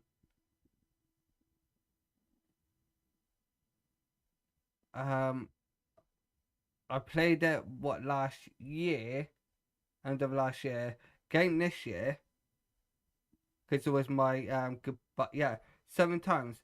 It was my goodbye. I know there was probably 2 more. I'm going to say around 10 times I completed it. Around 10 times. on and virtually on and off. Last ever since it came out. What? Came out in 2016, I think. 15? 16? 1, 2. This fight already and is reacting on instinct here. Trouble is, her instinct is to aim for the head, which she wouldn't be able to do if she was blindfolded. See, when players usually try blind challenges in Monster Hunter World, they use the lock-on feature to eliminate a lot of guesswork. It's better to guarantee a minor hit rather than missing a weak point. I did that on God of War. First one. Remember when I played God of War? Start till it ends, but I was only allowed to use the target thing. I'm not allowed to use it off. And then I played that game again, where I was only going to use a boy start to the end, or only time when he wasn't doing it, if he wasn't round. Then I was only allowed to punch, and then I did it with that was all on hard difficulty mode. Yeah, I played God of War like way more than Days Gone, way more, because I was doing it like start to the end. I was doing different techniques of completing it. With punching, I died so many times. I think it took me like 2-3 days to actually complete it start to the end, because I kept dying just punching. And just be in mind, that is when you actually delete your save and you play it from the beginning. And you know how difficult it is on high difficulty mode of it. It's not that easy to say no. And if you watch videos on YouTube that they could do it, it's lie. They're using God mode or refill the health or double hit sort of thing. Just saying no, it is fake. I called them out so many times. Just saying no. But the I'm going to call them angels or witches, angels. I only could defeat 2 or 3 of them. Or all the other ones I couldn't. It's impossible for me to do it. So I used mods to actually defeat them. Obviously I did. I admit it when I was live, and I said I'm using mods, and I said what's type mods. If I ever use mods, I'm honest about it. So anyway.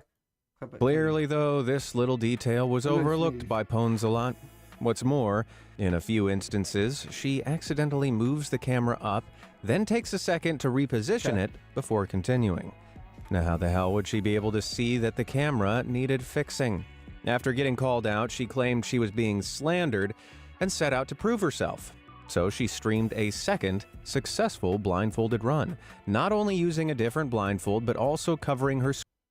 Yeah, but you could be looking down and looking at your phone or your tablet to actually with your own live stream, and you could actually clearly see below it. And it's not slander. Oh yeah, because she's a female, obviously. Screens with paper. Obviously, it's slander because she's a female. Well, not being funny. I know a loads of females gamers who are way better than men, and people like you are the reason why those females always get accused of cheating. Even I did. Well, I did. Because of people like this bitch. Okay, this time it had to be legit, right? No. Wrong. All the same red flags were present, making it super obvious she could see. But how? Simple. Her blindfold was loose and high up on her face, allowing her to see out of the bottom. Then she moved the gameplay to a hidden third monitor off to the right. Now how do we know? Because she continually looks to the right and even makes the mistake of responding to her viewers. Oh yeah. Everything will be unedited. It just reminds me of this one guy who actually did the whole fight thing, Bob. It's something similar to this. And he pre-recorded it. And then when he was on live, he actually put this like a tape around his eyes, sort of thing. And then he just clicked that space button, and it was actually playing the footage of him actually doing it. But you could actually hear him clicking the space button to actually play the footage. He got me. It didn't fool me though. It's so obvious with the mouse, with the space button. It's so easy. I use the space button to play and pause videos. I know. That's how I call it fake. Yeah, that's embarrassing. Bones-a-Lot has since deleted all of her blindfolded Alatreon videos in shame. Why? That's the thing. Why point deleting it when you got 4,700k views, subscribers? She'd be getting paid from YouTube if she didn't delete them, or she put it private. That's one thing. What I really want to test. I want to put one of my pages on private, and I want to know if you could actually see that feature, or will it show up saying it's private? Should we actually? No. I do it off camera. Then if it's actually, it's different then. Yeah. So I have to use my fake YouTube channel. Fake one. Anyway. Seems like the only person getting pwned a lot was her. If you don't want to get pwned, why not subscribe to my channel? That way, you'll never miss out on another awesome vid like this one. Y'all finished? Nice one. Okay, AI. Cheeky shit. In return, I promise to never unironically say pwned again. On with... That's a lie. You say it in nearly every single feature that you've done. More cheaters. Shake that moneymaker. What? Pro gaming, or esports as losers like to call it, is big money. Prize pools can reach some truly insane amounts, so naturally there's a big incentive for players to win. Take one Battle Royale pro, Divinity, who claimed to have earned some $70,000 from his wins. Holy cow. Wait. That's a bloke?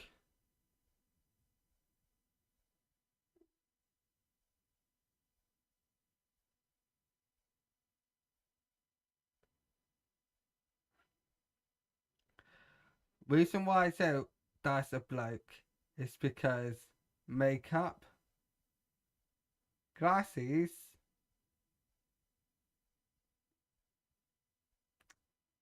and you know the rest. In the wrong business. But, unlike me, Divinity is clearly supremely talented, right? Let's go. Let's go. 78. 78. Oh my God. Can I show on stream? Wait, hold up. I know that weird twerking was very distracting, but I could have sworn I saw something fishy in that clip. Yeah, and if you look really closely, you can see some red boxes around the enemies. He's using wall hacks. Those red boxes are used to show enemy players through level geometry, allowing Divinity to know where they are at all times. So, not only is this guy a cheater, he's one that seems to have scammed thousands of dollars out of professional events. Divinity needed to You look like a female though. I'm going to respond to these serious allegations. How would he do it? Personally, it doesn't faze me. Now, I had many ways to come back to this. And this is the route I chose. Wow. This rat didn't even care. The craziest part is that he received basically zero lasting consequences. Sure, he got a lot of flack at the time and was temporarily banned from Twitch, but these days he's still streaming COD like nothing ever happened. Insanity. To my mind, this loser should have a permanent ban on both Twitch and Call of Duty. What do you think? Let me know down in the comments below. And I think that was... An unwelcome interruption. This is Esdesu, a Russian Apex Legends streamer who's got a bit of a reputation as one of the best female players in the game. Back in 2021, Dan, it's definitely she's cheating and it's however, it seemed the real reason for her incredible skill was finally revealed to the world during one of her streams. I'm starving. Getting crushed. Oh, you've been banned. Oh. Oh. Got to admit, right, I remember when I was playing a game, right, I was playing an online game, like with some of my old mates. I know, a bit weird, right? And I was just playing and I was banned. And funny thing about it is, I wasn't even cheating. It was so funny, right? And then I stopped playing, it's like I wasn't even cheating. It turns out, mates who I was with kept reporting me like non-stop, saying that I was cheating. I was using aimbot or whatever, and like I was saying, I got banned. It's like, what? I was not even cheating. And I was like, what? So I play to it, the message, and it's like, I wasn't even cheating. I'm live. You can see my setup.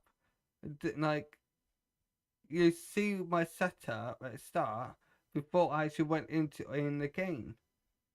So if I was using cheats, I have to open it on one of the other monitors, whatever, and all that lot. So it's like I wasn't cheating. I sent on the live stream, and they unbanned me, obviously. And then I was like, what the hell? And it really did piss me off. I stopped playing that game entirely. I got a request to get my money back. I was like, I want my money back from the game. They didn't, but luckily I was only playing it less than 2 hours, and I just bought the game, so I was happy. Got my money back. Then I put it on report, report by it. I said I got banned for no reason, less than 2 hours. Luckily, I didn't go over 2 hours. I got my money back. I had 1 star review. And then I think it was I think it was a lot longer later on. I think one of my mates or somebody uploaded a video on YouTube that they told me, and I thought it's just like, yeah, nah, I don't want you guys, mate, because you just wrecked all of that. I was enjoying playing the game as well. Now, because I got banned, and if I play the game again, I'm going to get banned again, and it's going to be perm ban. I'm not going to get accused or being blamed for cheating when I didn't do shit. But, got to admit, I did play that game again though. I did play the game again, and I was using mods because of it. But that was off online. By the report thing, you are allowed to use mods if it's not on online game. Alright, if you ask me what game that was, I can't remember. Меня забанили. She was a cheater the whole time. Fans were crushed. How could she have deceived them all like that? Well, it turns out she didn't. The ban was a false positive, and she was swiftly reinstated. Apex has a notoriously shoddy anti-cheat software that, for some reason, routinely bans legitimate players while allowing some obvious hackers to run amok.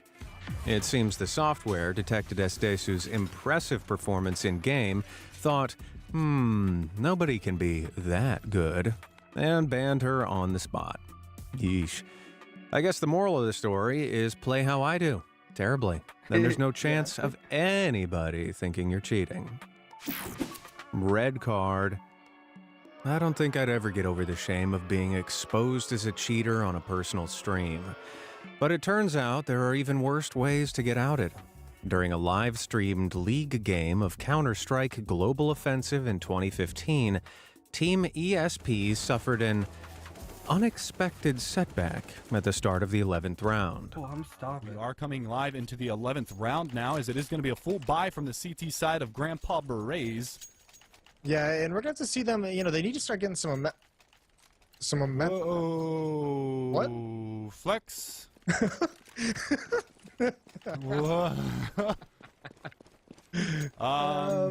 So that explains a lot. The player known as Flex was banned by the anti-cheat software. But was this another Esdesu situation? Was Flex No. wrongly punished? No. Nope, this time the system got it right. His justification? Brace yourself. Flex claimed that a lot of people were telling him that he was a bad player and that he played CSGO way too much. So he used cheats in this league to purposefully get banned and stop himself from playing anymore. Right. The way I see it... Weird thing is,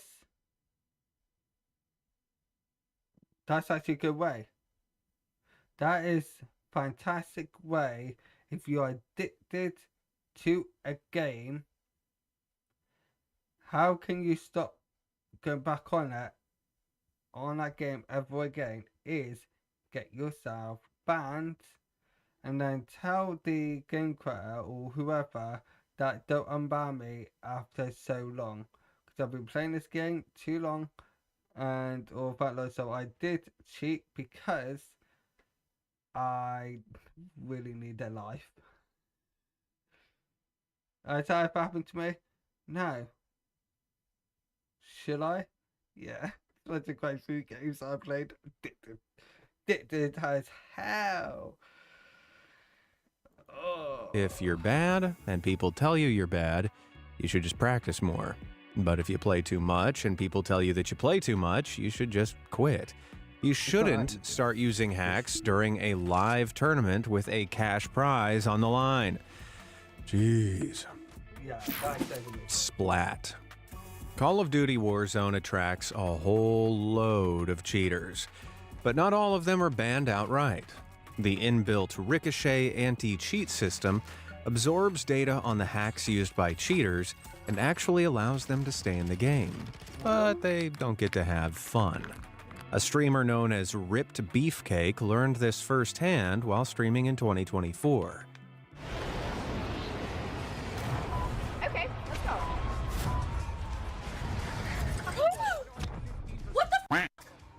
Wait, what just happened?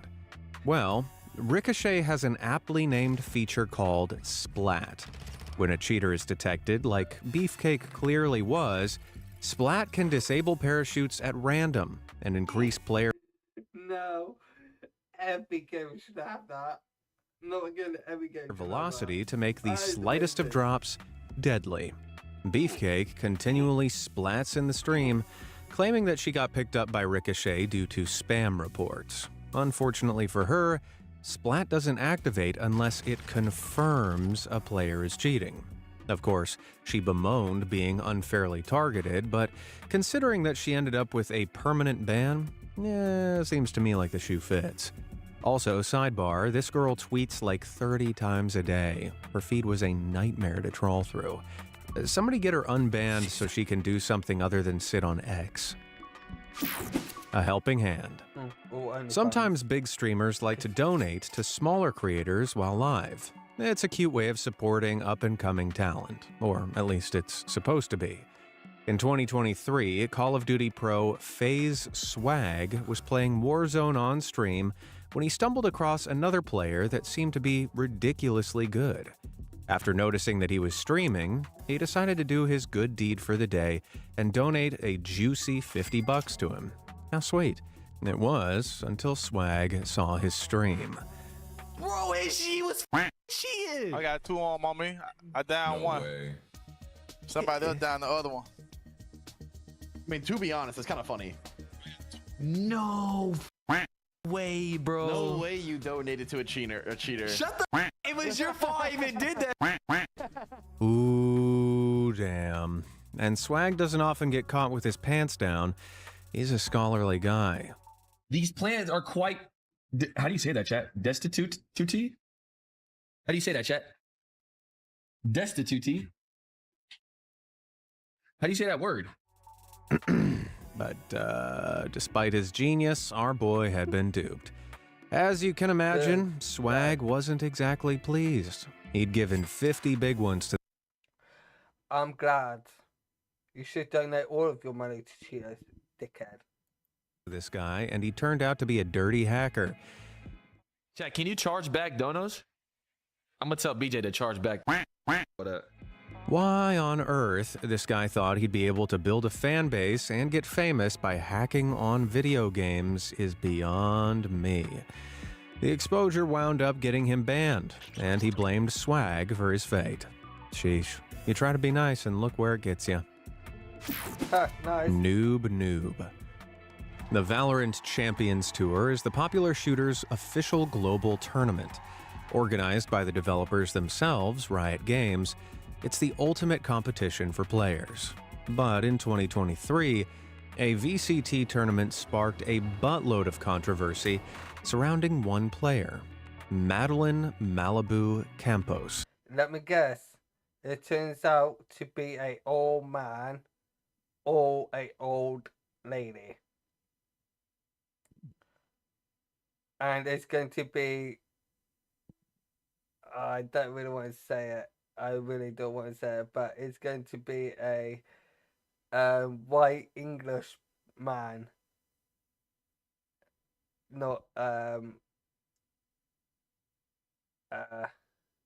want to say Chinese, but she could be like, you know, from Japan or Tokyo or Paris or I can't forget any more countries. Just take a look at this.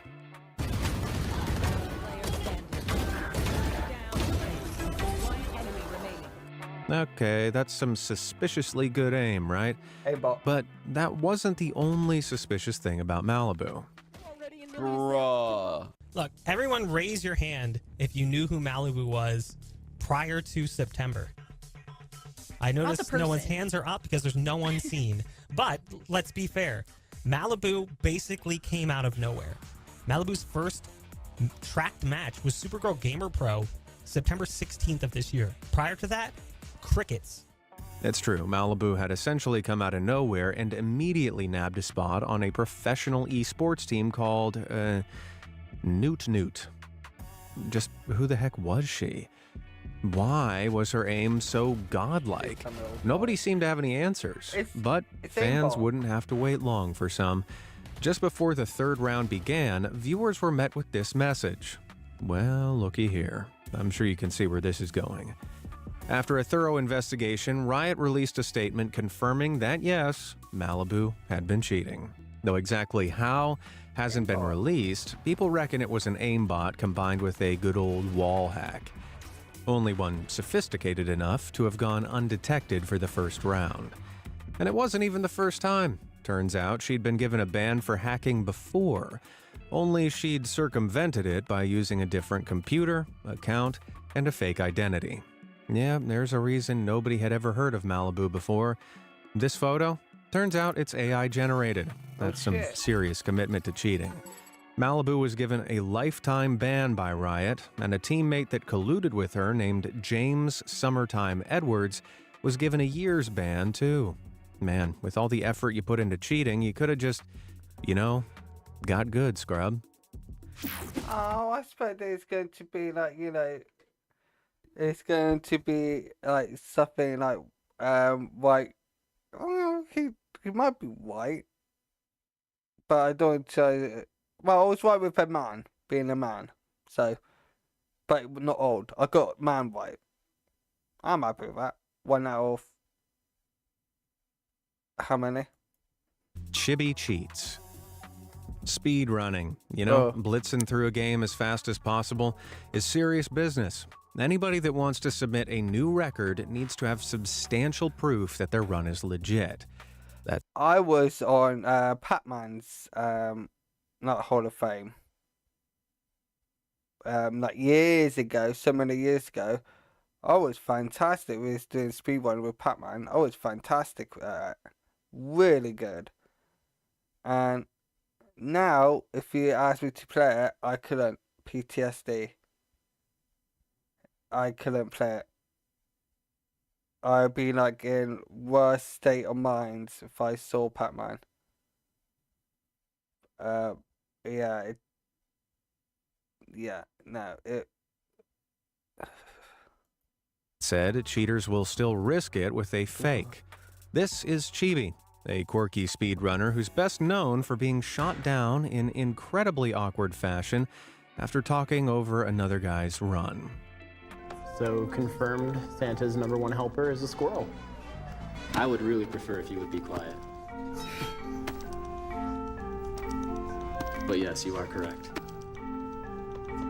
Sorry, I couldn't not show that. Anyway, back in 2015, Chibi was live streaming speedrun attempts of Paper Mario: The Thousand Year Door when he managed to pull off something incredibly lucky. See, I'm very curious, and I'm still trying to work out what the fuck was he doing with his hand. Literally, what the hell was he doing with his hand? Or other thing is, I can't do this one because I voice this. But this one, some reason I could. Yeah, it's weird. And I click on this. No. Oh, no. It's a glitch that can only be activated by jumping at the exact moment you exit a battle, which gives you some extra height on your jump. It's seriously tough to do consistently, but if you can manage to perform it twice in a row in a specific location, you can bypass a huge chunk of the game. Nailing this would be a monumental feat, and Chibi manages to pull it off. So let's see his reaction to this amazing achievement. 1, 2, 3, 4, 5, 6, 7, 8, 9, 10, 11, 12. No way.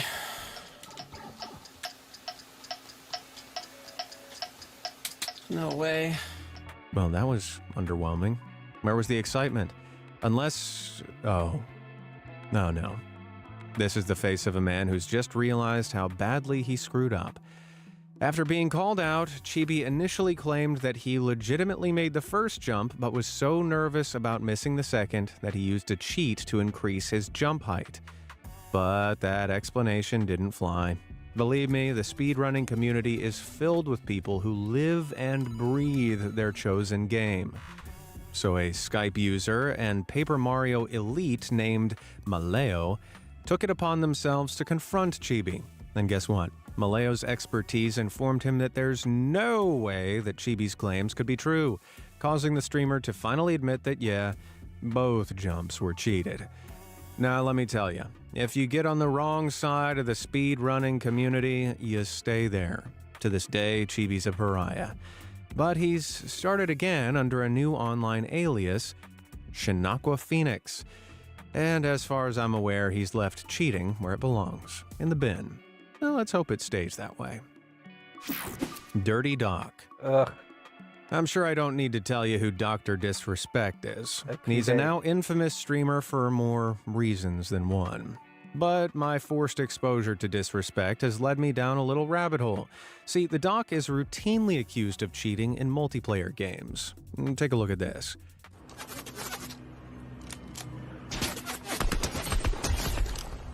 That jump where his sight shoots off to the right doesn't seem natural, but while it could be an aimbot hack, it could also just be a connection issue of some kind. No. It's not like he hits anybody with this. No, the PD, he sort of was using aimbot, and his PC setup is fantastic. Literally, his setup is brilliant, and I wish I had this setup. It is way better than mine. Well, obviously, everybody's that's way better than mine. But yeah. Second shot, after all. There are a few other clips people have claimed showcase some suspect behavior, too.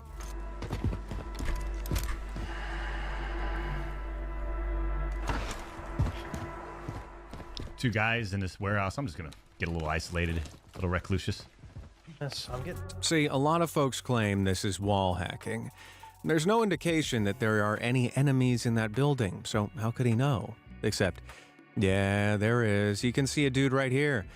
Baseless accusations like these have followed the doc for years now, but despite what people say, I couldn't find any evidence of him actually hacking. So yeah, there you go. I have. First one. There you go.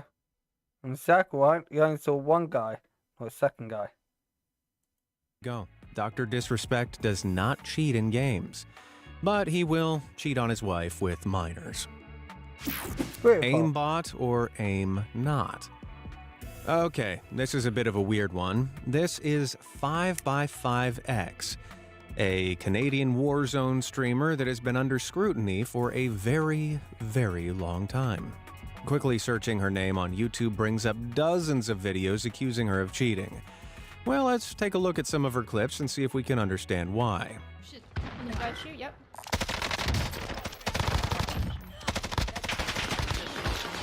Oh, hell, his friend is in here. Right. Well, that's definitely some suspect aiming. Feels way too precise to me, but maybe it's just a fluke. Nah, that's not. I can't see the first one cheating. Bro, why is there so many people up here? Did you catch that? We can see that her aim unnaturally flicks over to this guy's head. Then, as if she's flustered because of how sus that looks, she chooses not to shoot. And there are so many examples of this crazy aim.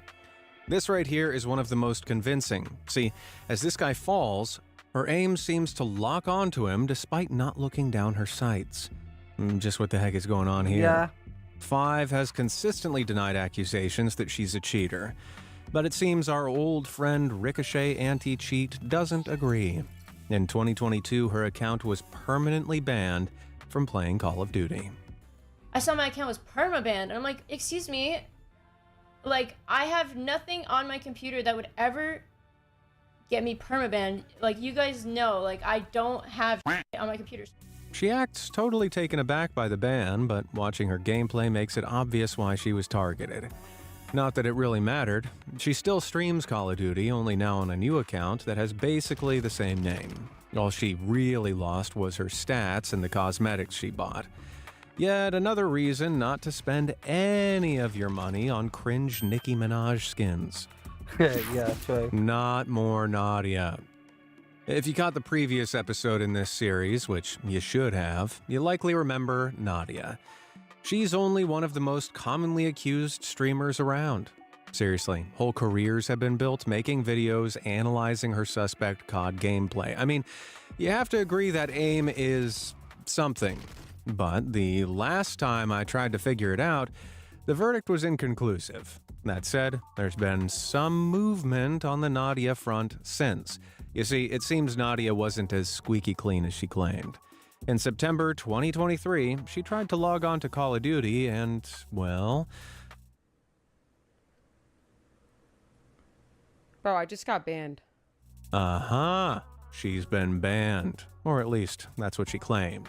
But we'll come back to that. In the wake of this bombshell, Nadia transitioned to selling bikini pictures and... hot tub streams. I hate the internet.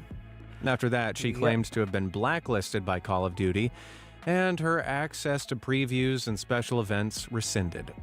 Nadia said it's because of her bikini photo enterprise, but there's not been any confirmation.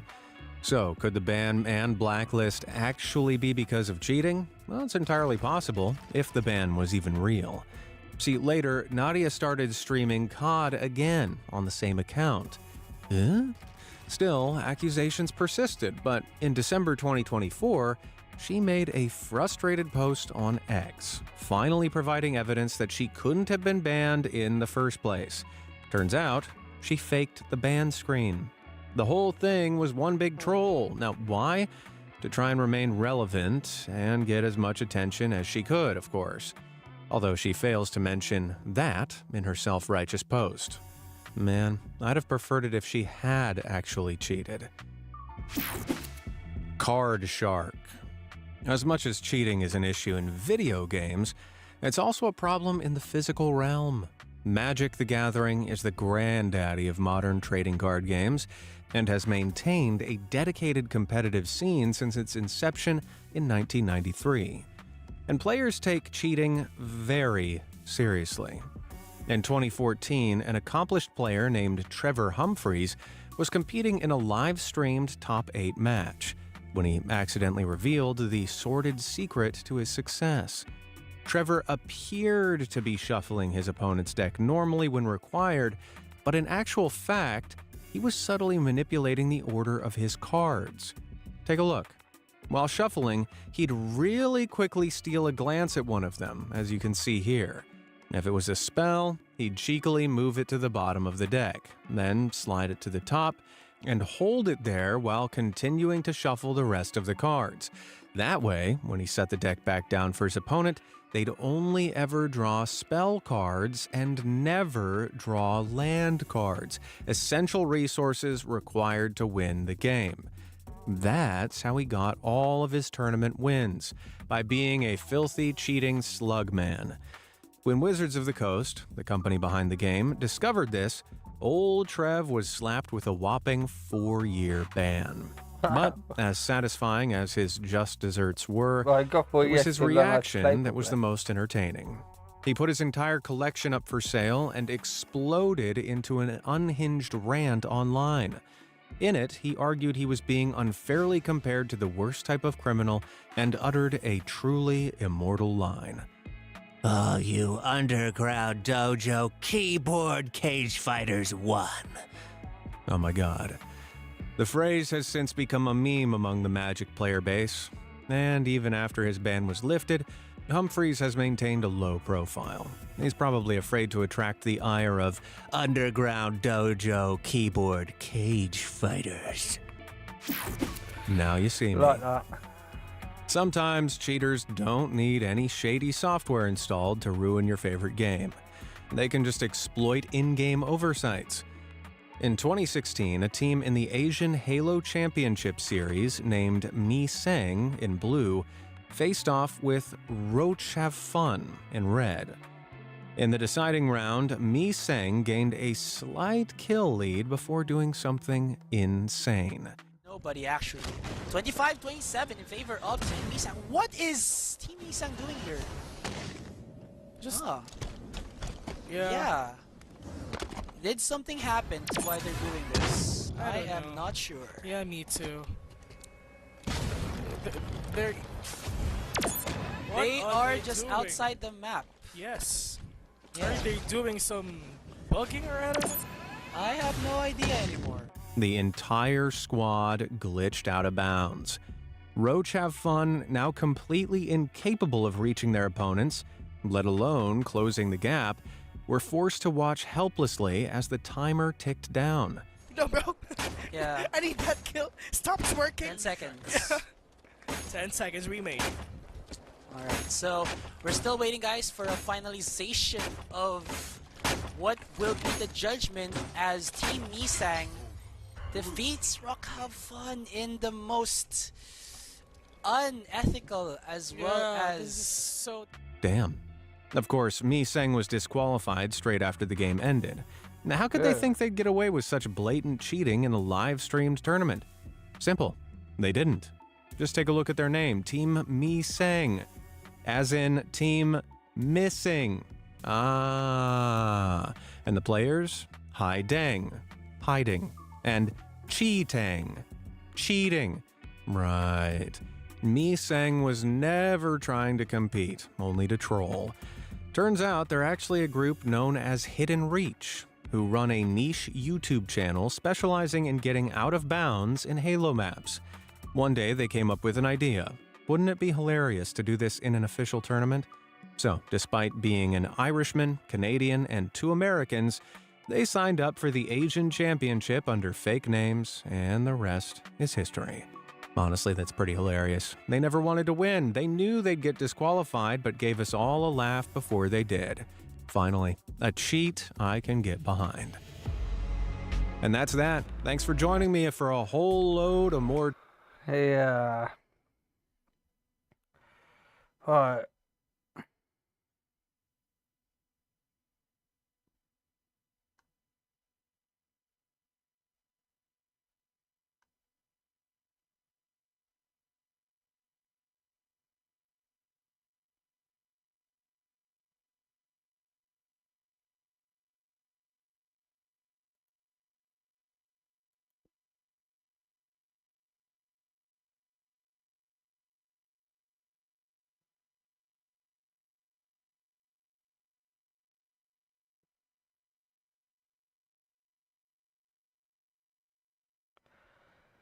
So I'm just trying to work out what to do now.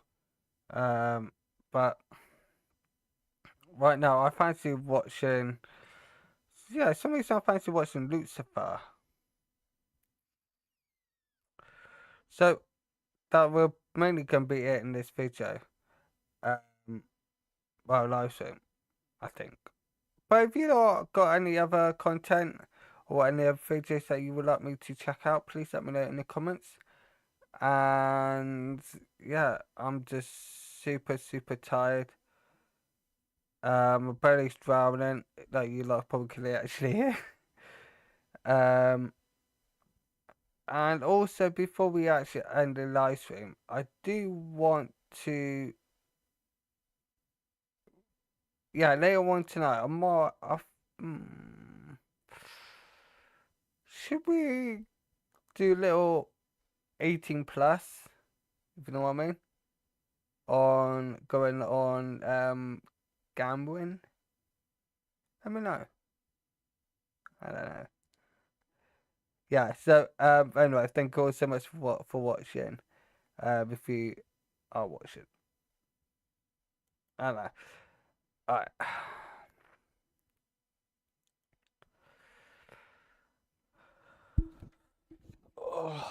Oh, I'm shattered. Alright, let's actually, what? Instead of me actually playing that, let's play something totally different. What about Neon Night? Or White Dream? Or 8 minutes, don't fancy staying. Let's go on, what about One to Your Mummy and Daddy? Yeah, One to Your Mummy and Daddy. Cross the line? No. Do what you said. No. We'll free. Game on. Yeah, game on. I like that one. Gaming. For like, you know,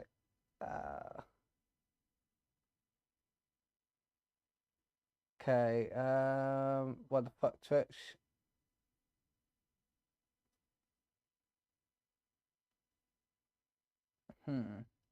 How long is... Wait, where are you? Oh, there we are. 2 minutes and 13. No, 222. 222.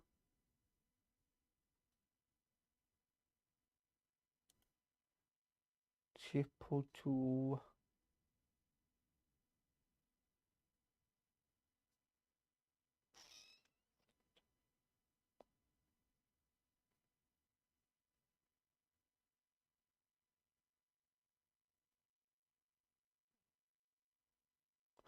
What about Hell Killer?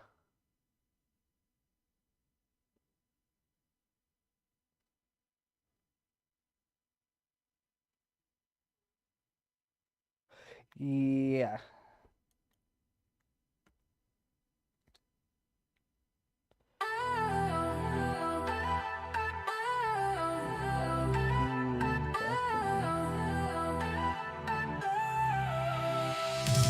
The world fell down a shadowed night.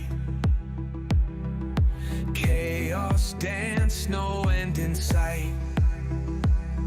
I found the spark to light the flame. This broken world won't stay the same. Hell killer rising with the sun. Power surging, I'm the one. Goodbye, despair, your time is done. We'll heal the world, one battle won.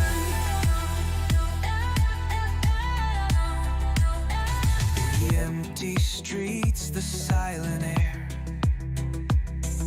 A chance to fight, to care, to dare. Bigger than the storms we face. Hell killer running, setting pace. Hell killer rising with the sun.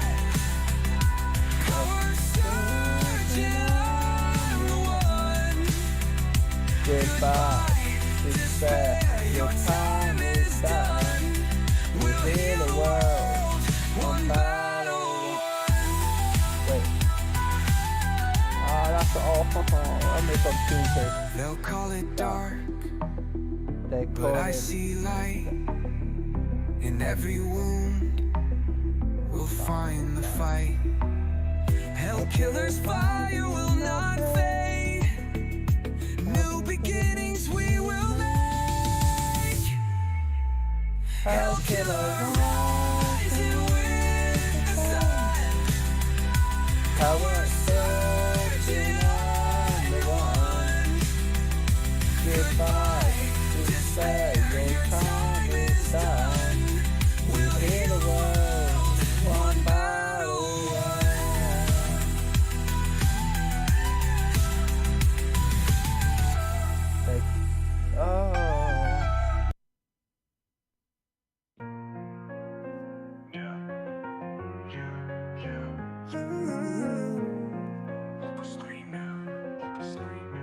It came like a storm, the world on its knees.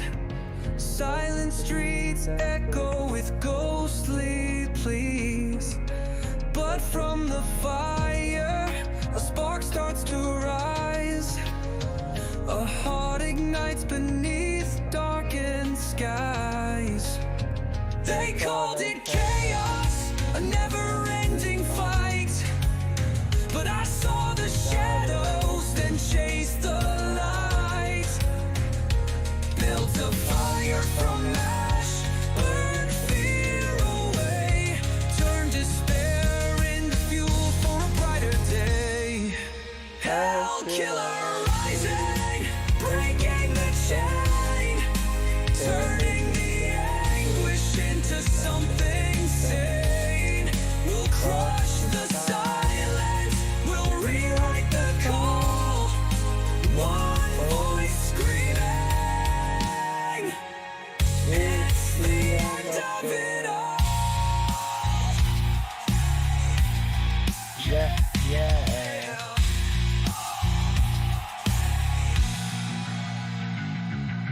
Masks on faces can't hide the roar inside.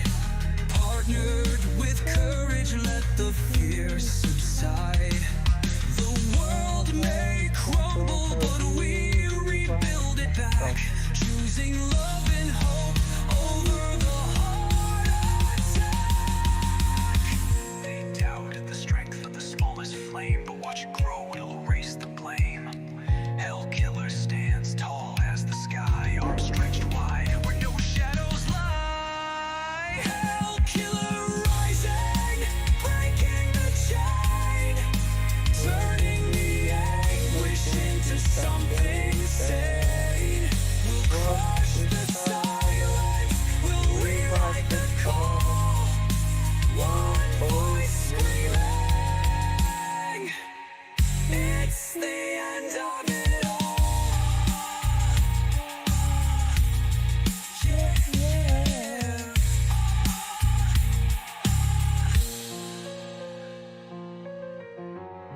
It's the end of it all.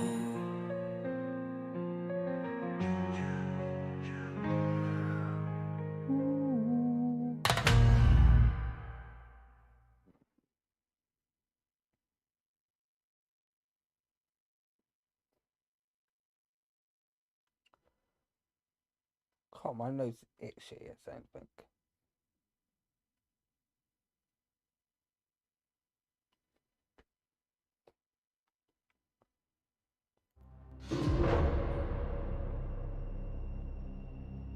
What shocks you most about him? I need to refresh.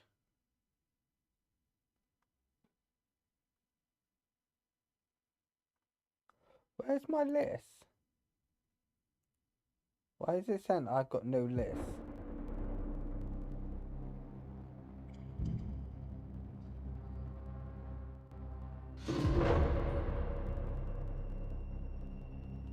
What shocks you most about him? How did he do it? Bye.